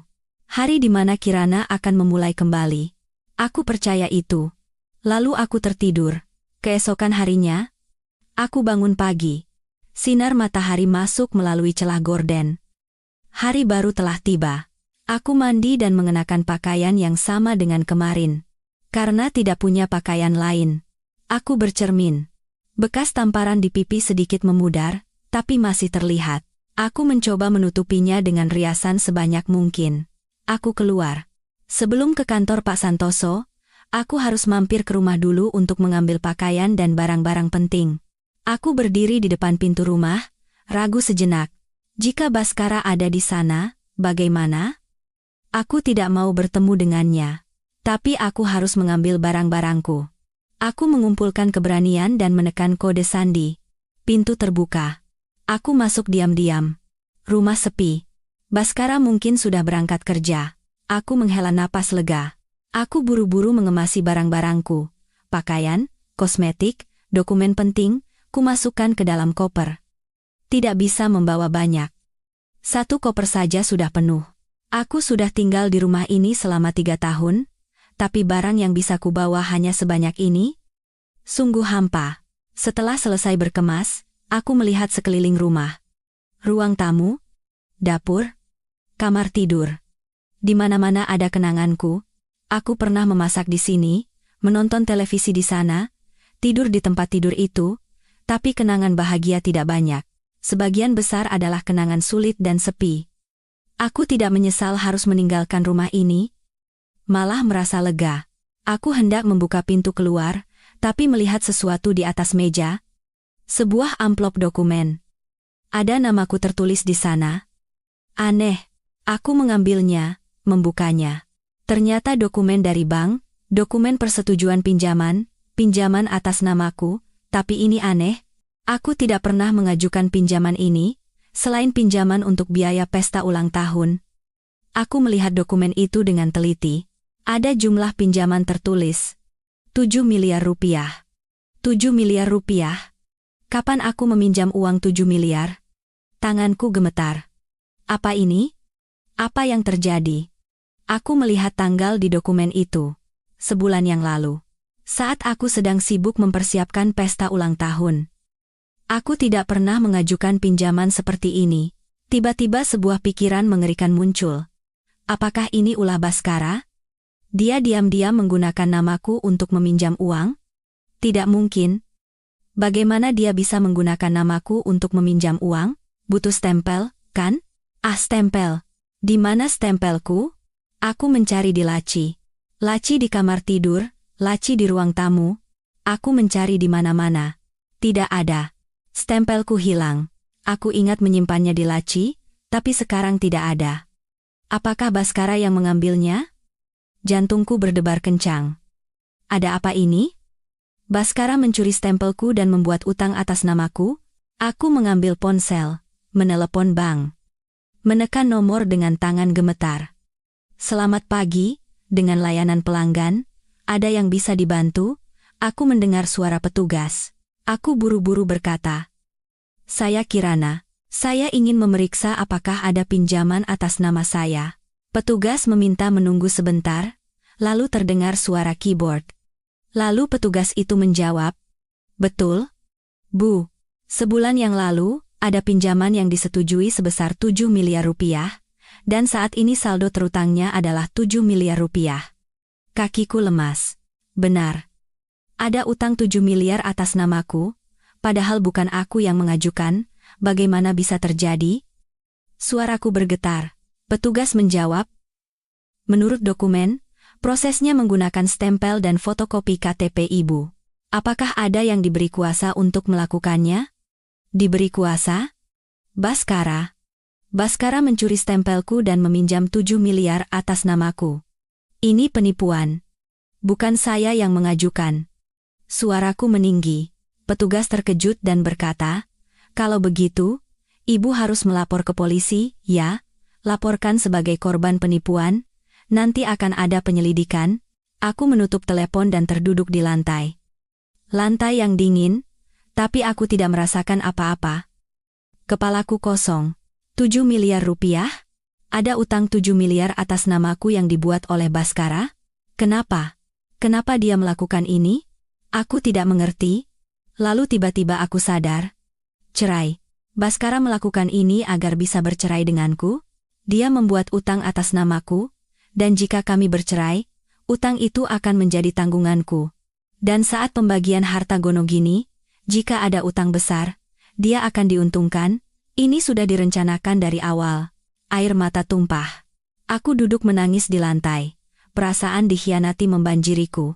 Orang yang hidup bersamaku selama 3 tahun, orang yang pernah berjanji di pernikahan akan bersama selamanya, ternyata melakukan hal seperti ini di belakangku.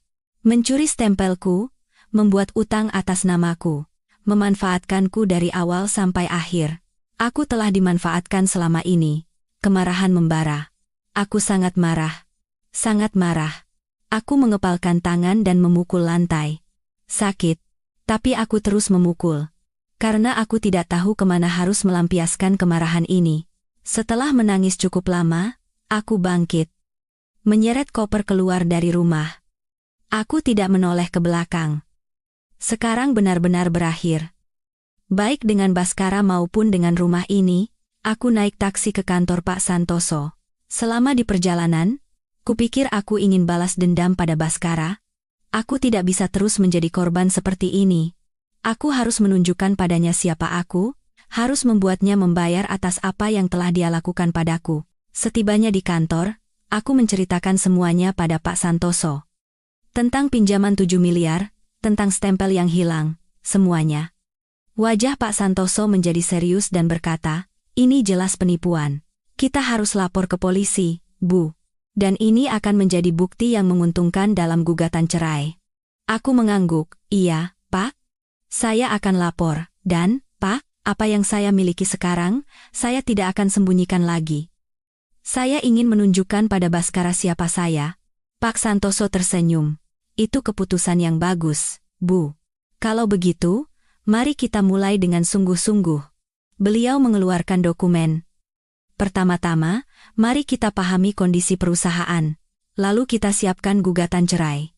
Masalah pembagian harta gonogini juga harus diperhatikan. Aku mendengarkan dengan saksama, sekarang aku akan berjuang sampai akhir, tidak akan lagi menjadi korban. Beberapa hari berlalu. Aku menginap di hotel dan mengurus berbagai hal, melapor penipuan ke kantor polisi dan mulai mempersiapkan gugatan cerai dengan Pak Santoso. Aku mulai kembali mengurus perusahaan setelah 3 tahun. Aku bertemu dengan para direksi untuk pertama kalinya. Mereka terkejut. Ini pertama kalinya Ibu Kirana turun tangan langsung.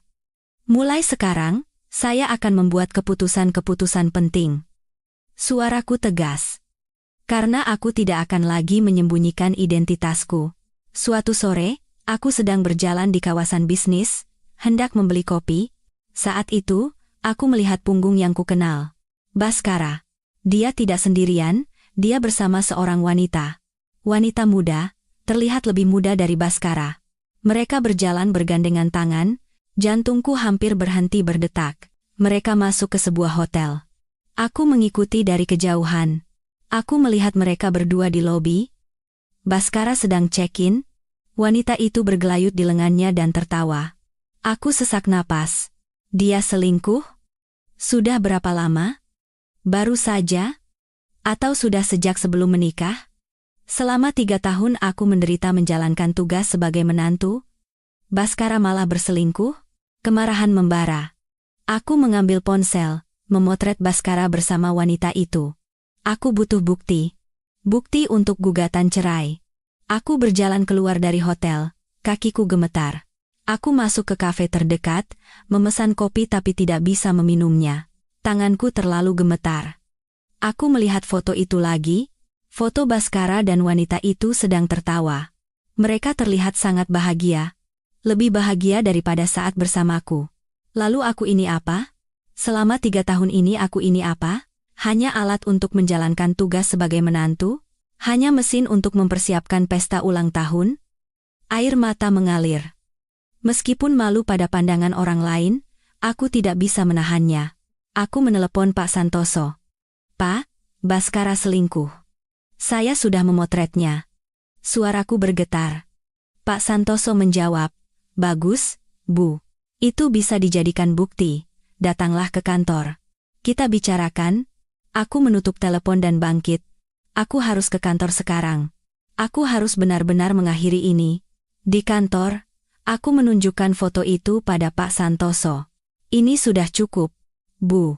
Meskipun bukan perzinahan, tapi ini cukup sebagai bukti perselingkuhan, kata Pak Santoso.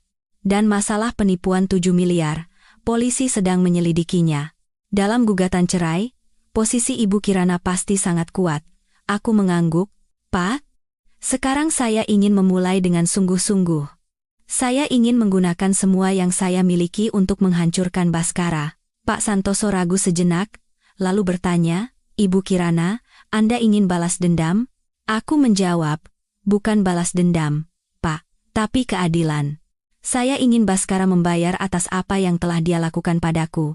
Dan saya ingin menunjukkan padanya siapa saya. Pak Santoso mengangguk. Baik, Bu. Kalau begitu mari kita susun rencananya. Beliau membuka dokumen dan mulai menjelaskan informasi yang telah dikumpulkan. Data perusahaan Baskara, kondisi keuangannya.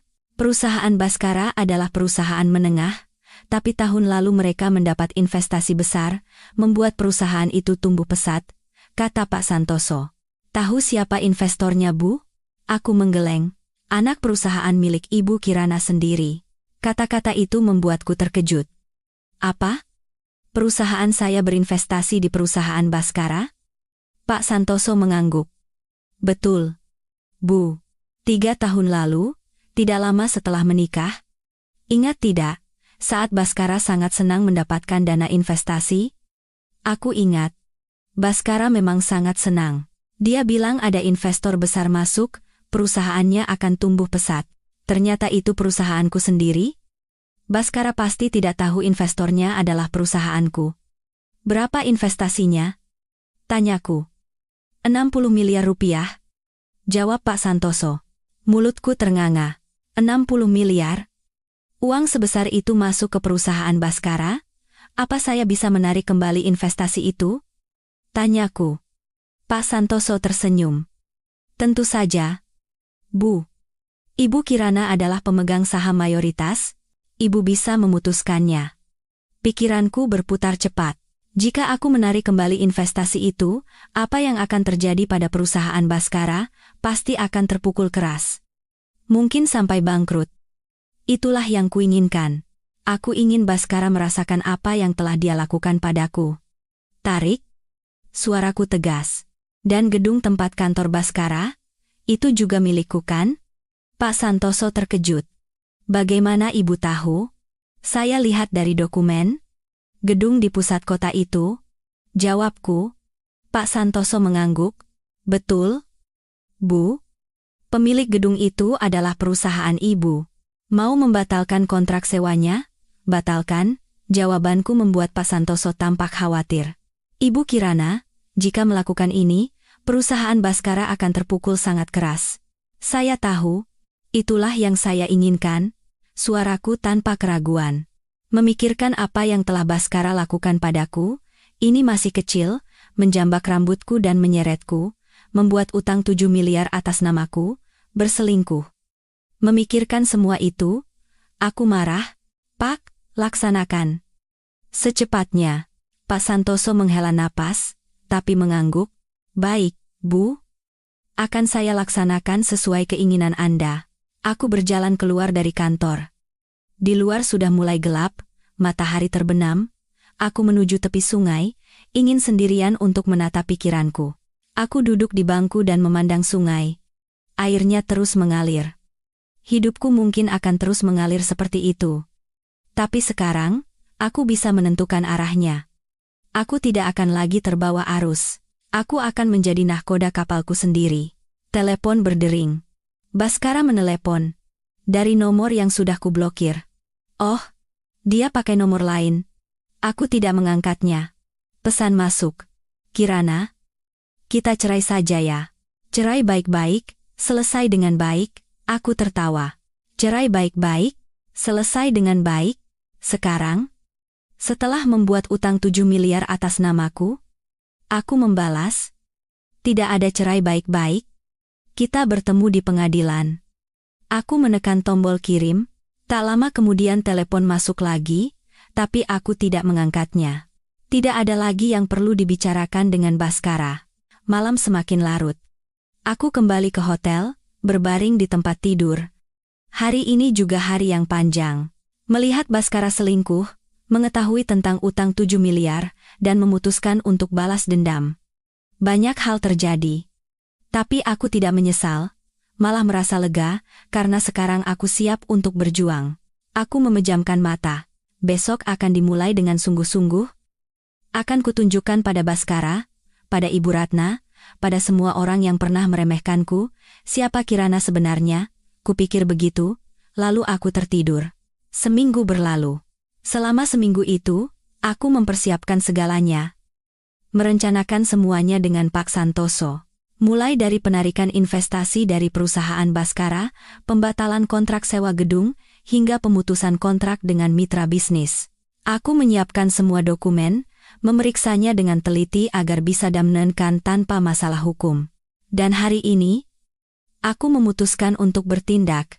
Aku pergi ke perusahaan pagi-pagi sekali. Perusahaanku sendiri, ini adalah kunjungan serius pertamaku dalam 3 tahun. Aku berdiri di depan gedung perusahaan. Gedung tinggi yang dibangun oleh ayah dan ibu seumur hidup mereka. Aku masuk ke lobi. Para staf melihatku dan terkejut, karena hanya sedikit yang tahu aku adalah pemilik perusahaan. Selama ini ada CEO profesional yang mengurusnya. Aku naik lift ke lantai teratas, tempat ruang kerja CEO berada. Aku membuka pintu. Para direksi sedang rapat. Begitu aku masuk, semua orang berdiri. Ibu Kirana sudah datang. Sapa Pak Gunawan, CEO profesional itu. Iya, mulai sekarang, saya akan membuat keputusan-keputusan penting. Suaraku tegas. Aku duduk di ruang rapat. Para direksi tampak tegang dan menatapku. Pertama-tama, kita bahas soal investasi. Perusahaan menengah yang diinvestasikan melalui anak perusahaan kita 3 tahun lalu. Perusahaan milik Tuan Baskara. Pak Gunawan mengangguk. Iya, Bu. Saya ingat. Investasi sebesar 60 miliar rupiah. Tarik kembali seluruh investasi itu. Kataku. Ruang rapat hening. Para direksi tampak terkejut. Pak Gunawan bertanya dengan hati-hati, Ibu Kirana, jika kita menarik investasi secara mendadak seperti ini, perusahaan itu akan terpukul sangat keras. Aku menjawab tanpa ragu, saya tahu, tapi tetap tarik. Tidak ada masalah hukum kan? Pak Gunawan membolak-balik dokumen dan mengangguk. Menurut kontrak, tidak ada masalah, Bu.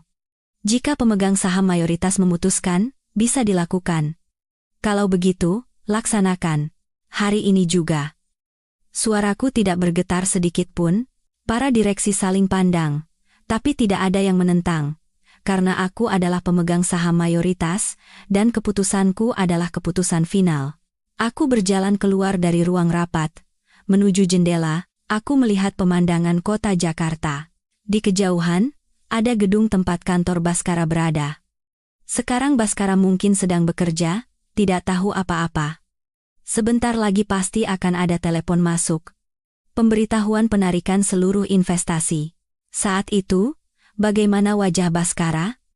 Apakah dia akan terkejut? Bingung? Atau marah? Hanya memikirkannya saja sudah membuatku puas. Sekitar 2 jam kemudian, Pak Gunawan mendatangiku. Ibu Kirana, sudah kami sampaikan. Surat pemberitahuan penarikan seluruh investasi sudah dikirimkan kepada Tuan Baskara. Bagaimana reaksinya? Tanyaku. Telepon masuk terus-menerus, Bu. Tuan Baskara ingin berbicara langsung dengan Anda, jawab Pak Gunawan. Jangan diangkat. Tidak ada lagi yang perlu dibicarakan. Jawabanku membuat Pak Gunawan mengangguk. Selanjutnya, masalah gedung di kawasan bisnis yang disewa oleh perusahaan Baskara. Pemilik gedung itu adalah perusahaanku sendiri. Aku memanggil kepala tim manajemen properti. Tolong jelaskan status sewa gedung di kawasan bisnis itu.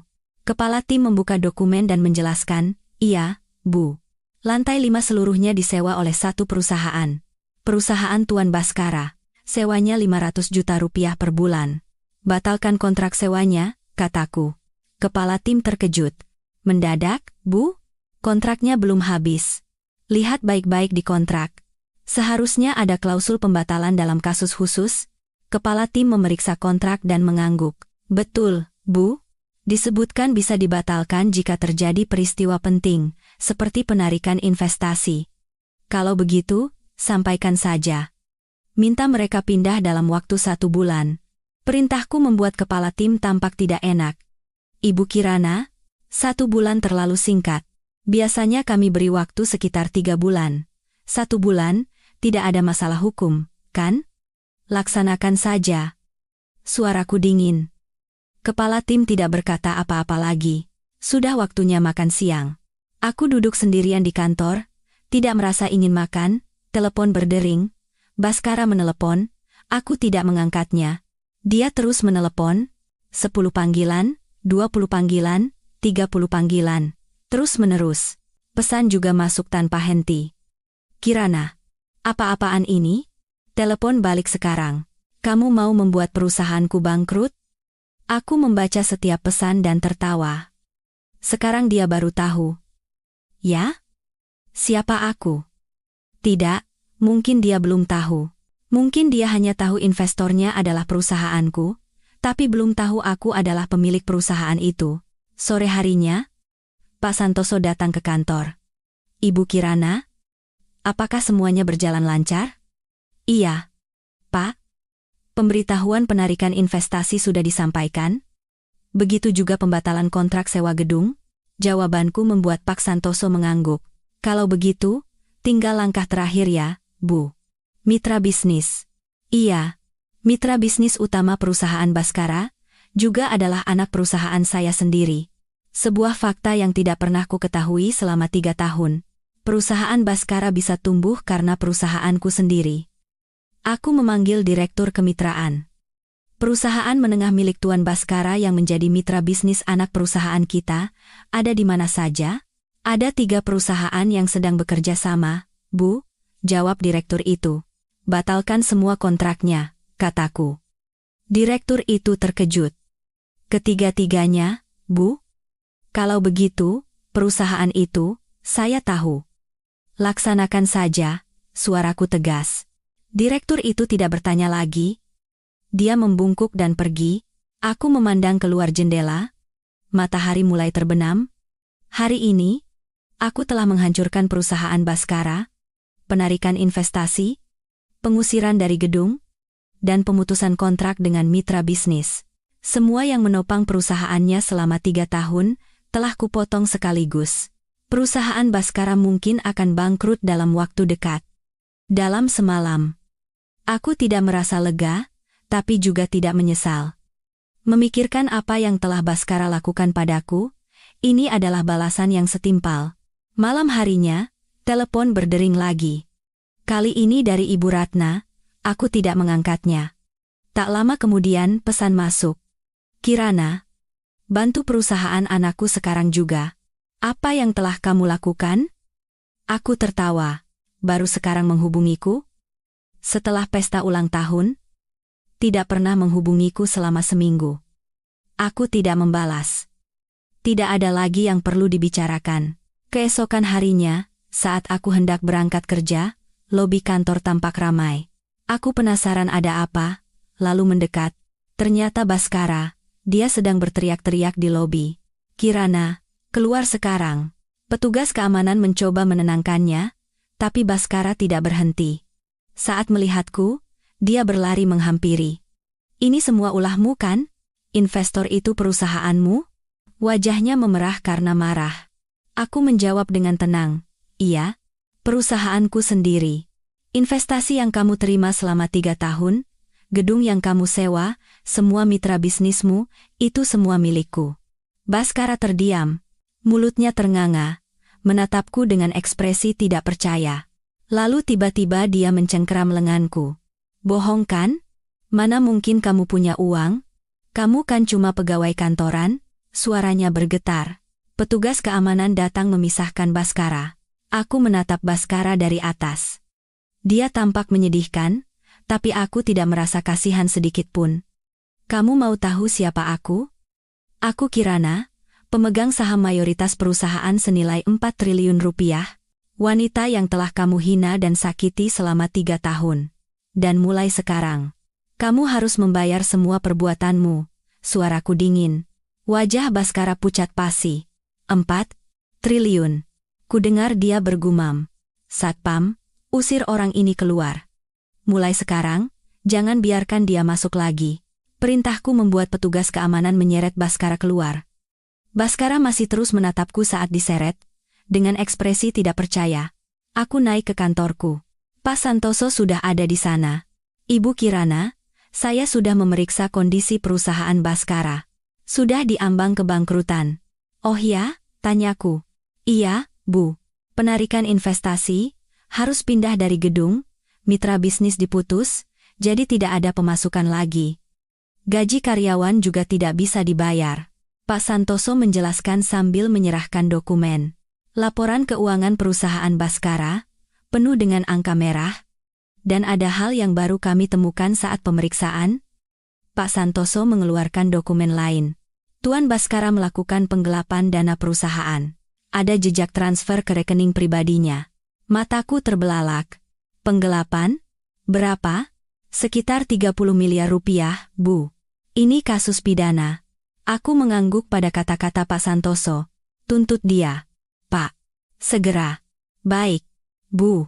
Akan saya siapkan dokumennya. Pak Santoso pergi. Aku sendirian, memandang keluar jendela. Melihat Jakarta. Di suatu tempat di sana, Baskara mungkin sedang hancur. Ini adalah hasil yang kuciptakan. Keputusanku sendiri. Aku tidak menyesal. Malah merasa lega. Akhirnya aku bisa membalasnya. Beberapa hari kemudian, ada telepon dari kantor polisi. Baskara sedang diselidiki atas tuduhan penggelapan. Dokumen yang kuberikan menjadi bukti penting. Dan masalah penipuan 7 miliar juga sedang diselidiki bersamaan. Masalah dia mencuri stempelku dan meminjam uang atas namaku. Dikatakan bahwa Baskara akan ditahan. Aku menutup telepon dan menghela napas. Akhirnya selesai juga. Beberapa hari kemudian lagi, Ibu Ratna menghubungiku. Kali ini aku mengangkatnya. Halo. Suaraku tenang. Aku mendengar suara Ibu Ratna. Kirana. Tolong anak ibu. Kumohon. Suara isak tangis. Suara yang belum pernah kudengar sebelumnya. Ibu Ratna yang selama ini kaku dan dingin, sedang menangis. Tidak bisa, Bu. Ingat tidak apa yang Baskara lakukan padaku? Saat pesta ulang tahun, dia menjambak rambutku dan menyeretku. Utang 7 miliar yang dia buat atas namaku, ingat kan? Suaraku tidak bergetar sedikit pun. Ibu Ratna menangis dan berkata, "Ibu minta maaf. Ibu benar-benar minta maaf. Tolong maafkan dia sekali ini saja." Tapi hatiku tidak goyah.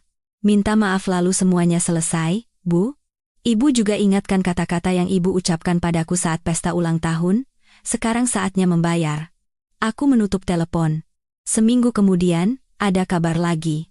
Bisnis keluarga mertua diperiksa pajak, Pak Santoso yang memberitahuku. Perusahaan ayah mertua? Tanyaku. Iya, Bu. Sedang diselidiki atas tuduhan penggelapan pajak. Ada yang melapor. Siapa yang melapor? Aku tidak tahu. Tapi sepertinya ini adalah hasil yang setimpal. Karena keluarga mertua juga pasti tidak bersih. Sebulan berlalu. Baskara ditahan atas tuduhan penggelapan dan penipuan. Kasusnya sedang disidangkan, dan kudengar jaksa menuntut hukuman 5 tahun penjara. Bisnis keluarga mertua juga bangkrut. Hasil pemeriksaan pajak menemukan adanya penggelapan pajak dalam jumlah besar dan mereka tidak bisa membayar dendanya, akhirnya bangkrut.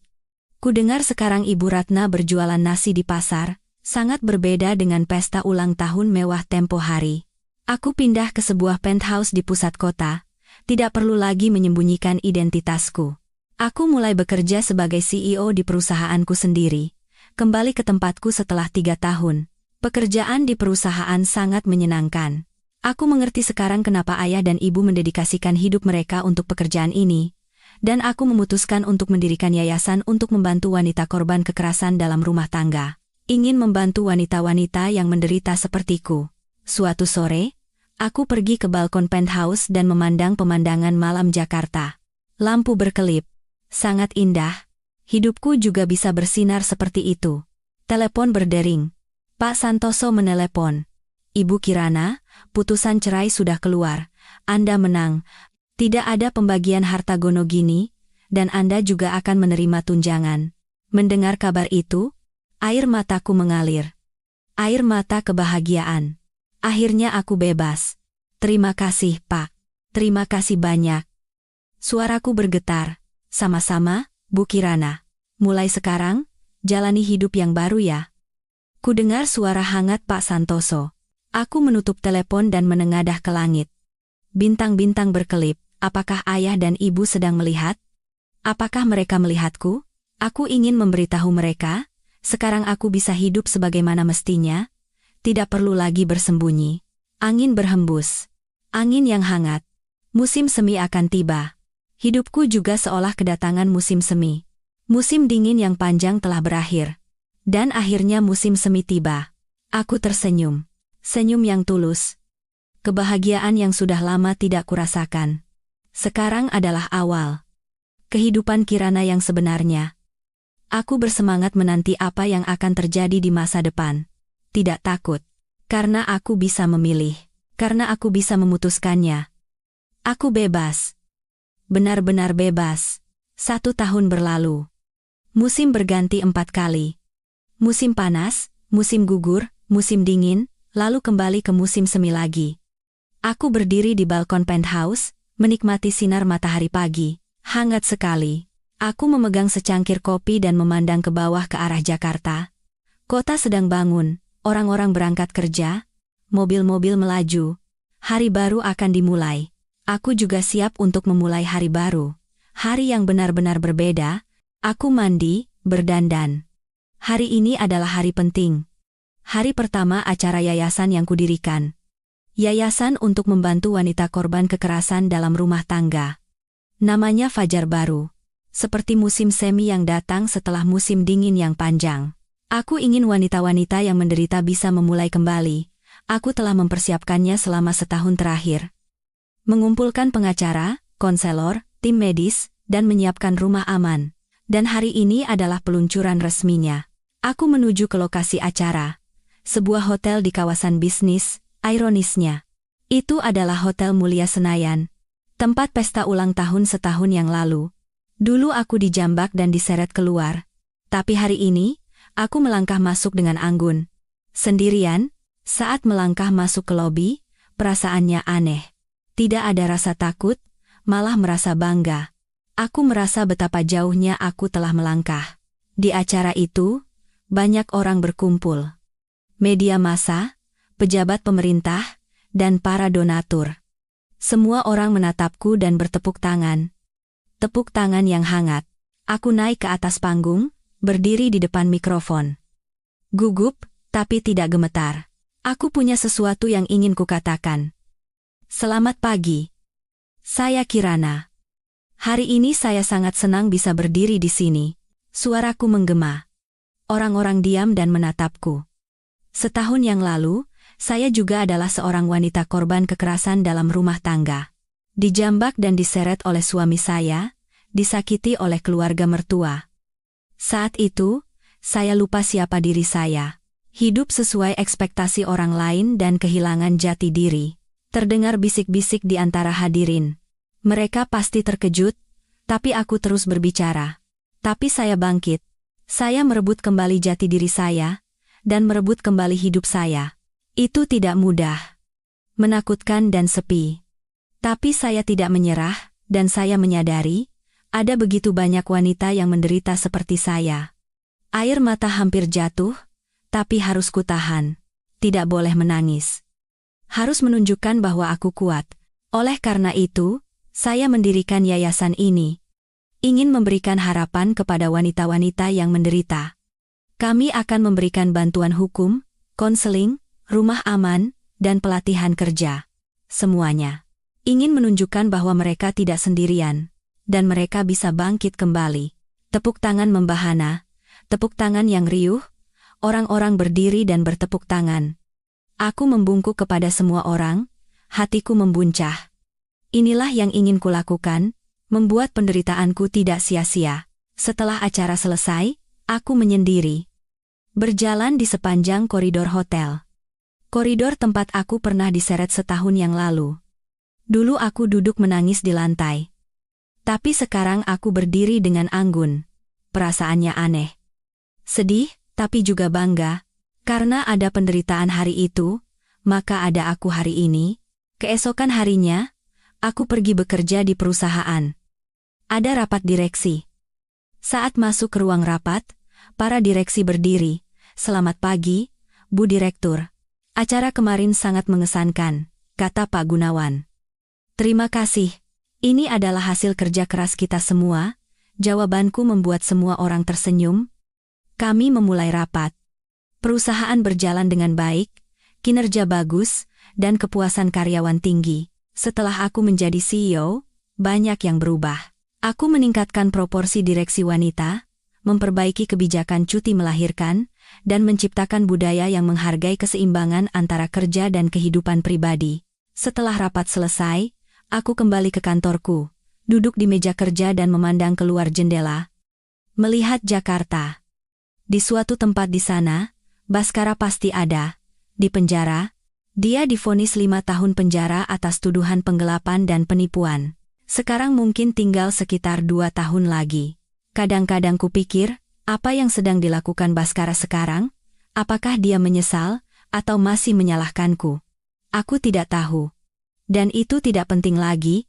Aku juga mendengar kabar tentang Ibu Ratna. Beliau masih berjualan nasi di pasar. Hidup sederhana, sangat berbeda dengan pesta ulang tahun mewah tempo hari. Ayah mertua juga kesehatannya menurun karena stres pemeriksaan pajak.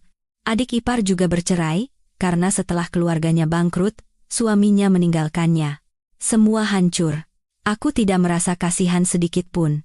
Karena itu adalah akibat perbuatan mereka sendiri. Balasan atas apa yang telah mereka lakukan padaku. Saat makan siang, aku bertemu dengan Pak Santoso. Sudah lama tidak bertemu. Ibu Kirana, Anda terlihat sangat berbeda ya. Pak Santoso tersenyum dan berkata, ini semua berkat Bapak. Terima kasih sudah membantu saya, kataku.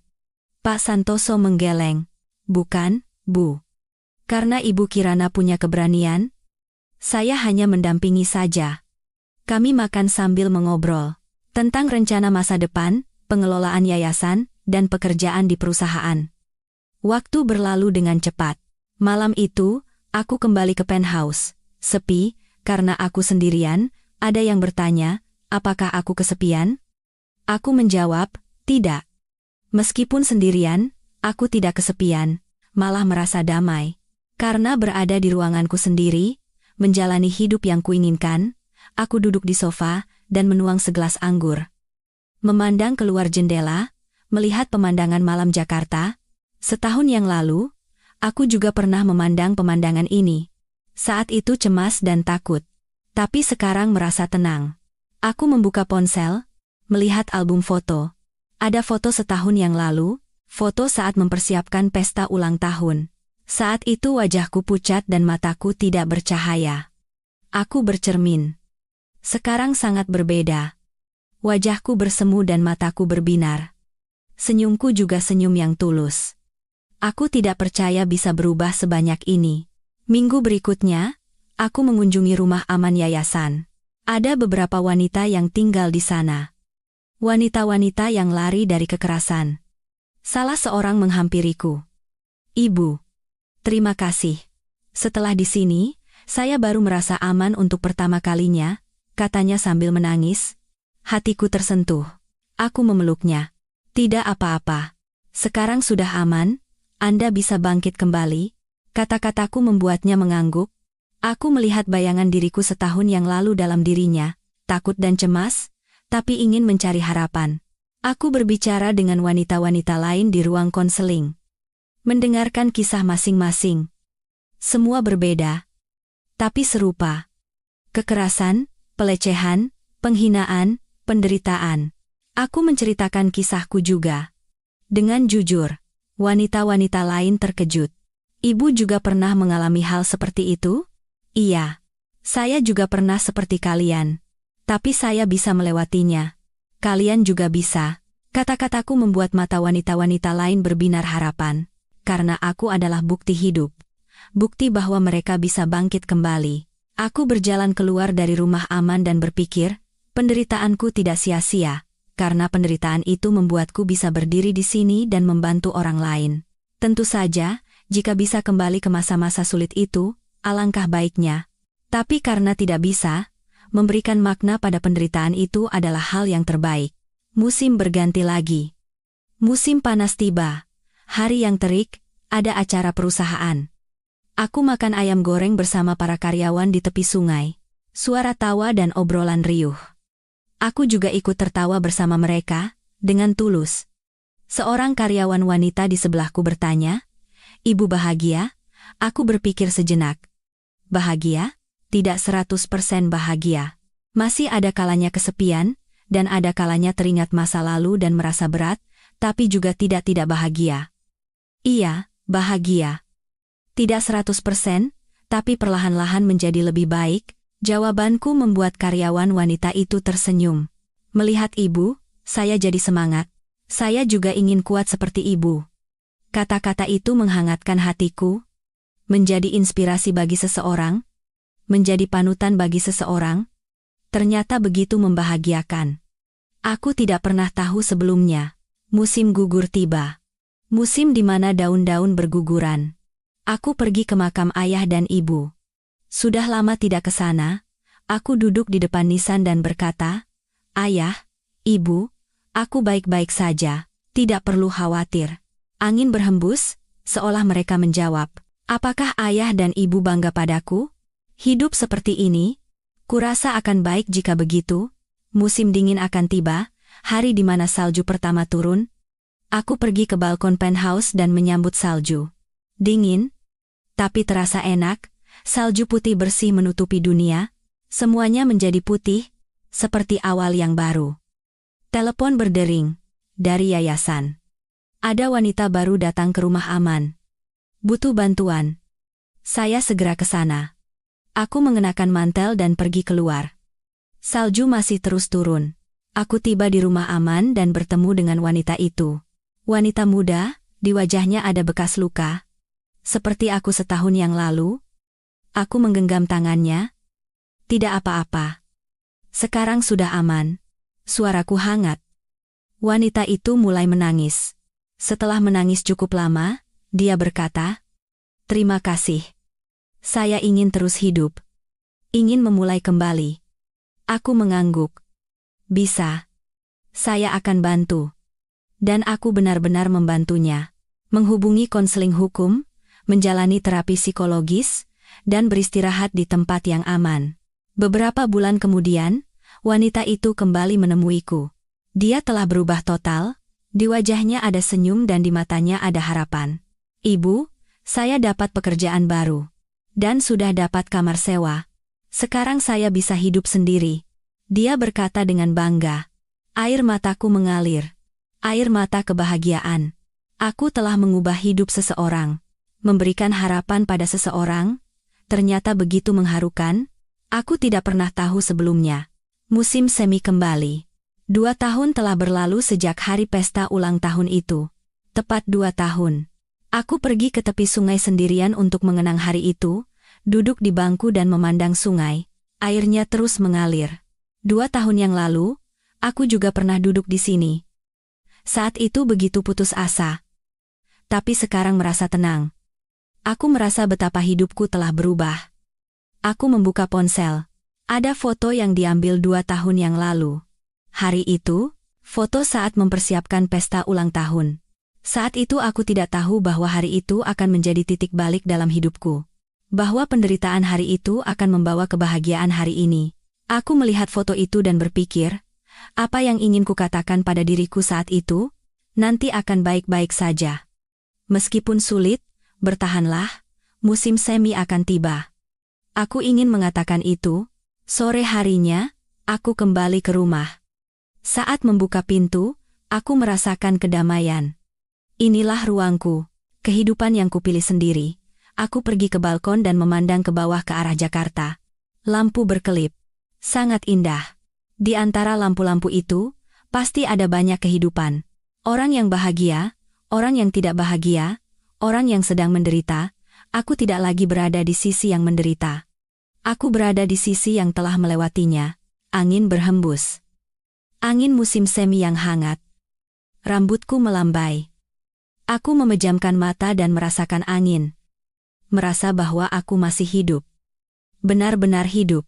Tidak perlu lagi bersembunyi. Tidak perlu lagi takut.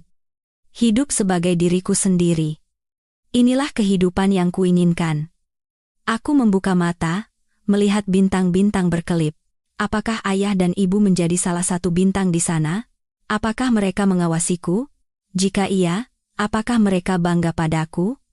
Aku tersenyum. Mungkin bangga. Karena aku tidak menyerah. Karena aku bisa bangkit kembali. Besok akan dimulai hari baru. Ada pekerjaan perusahaan, pekerjaan yayasan, dan orang-orang yang harus dibantu. Pasti akan sibuk. Tapi akan bahagia. Karena melakukan hal yang bermakna, karena menjalani hidupku sendiri. Sekarang aku tidak takut lagi, apapun yang terjadi, aku pasti bisa melewatinya. Karena aku telah membuktikan bahwa aku bisa bangkit dari titik terendah.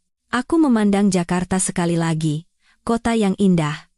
Di suatu tempat di kota ini, pasti ada wanita yang menderita sepertiku.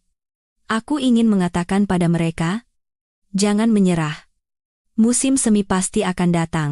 Setelah musim dingin yang panjang, musim semi yang hangat akan tiba. Seperti aku masuk ke kamar, berbaring di tempat tidur, menatap langit-langit, dan berpikir. Kisahku belum berakhir. Baru saja dimulai.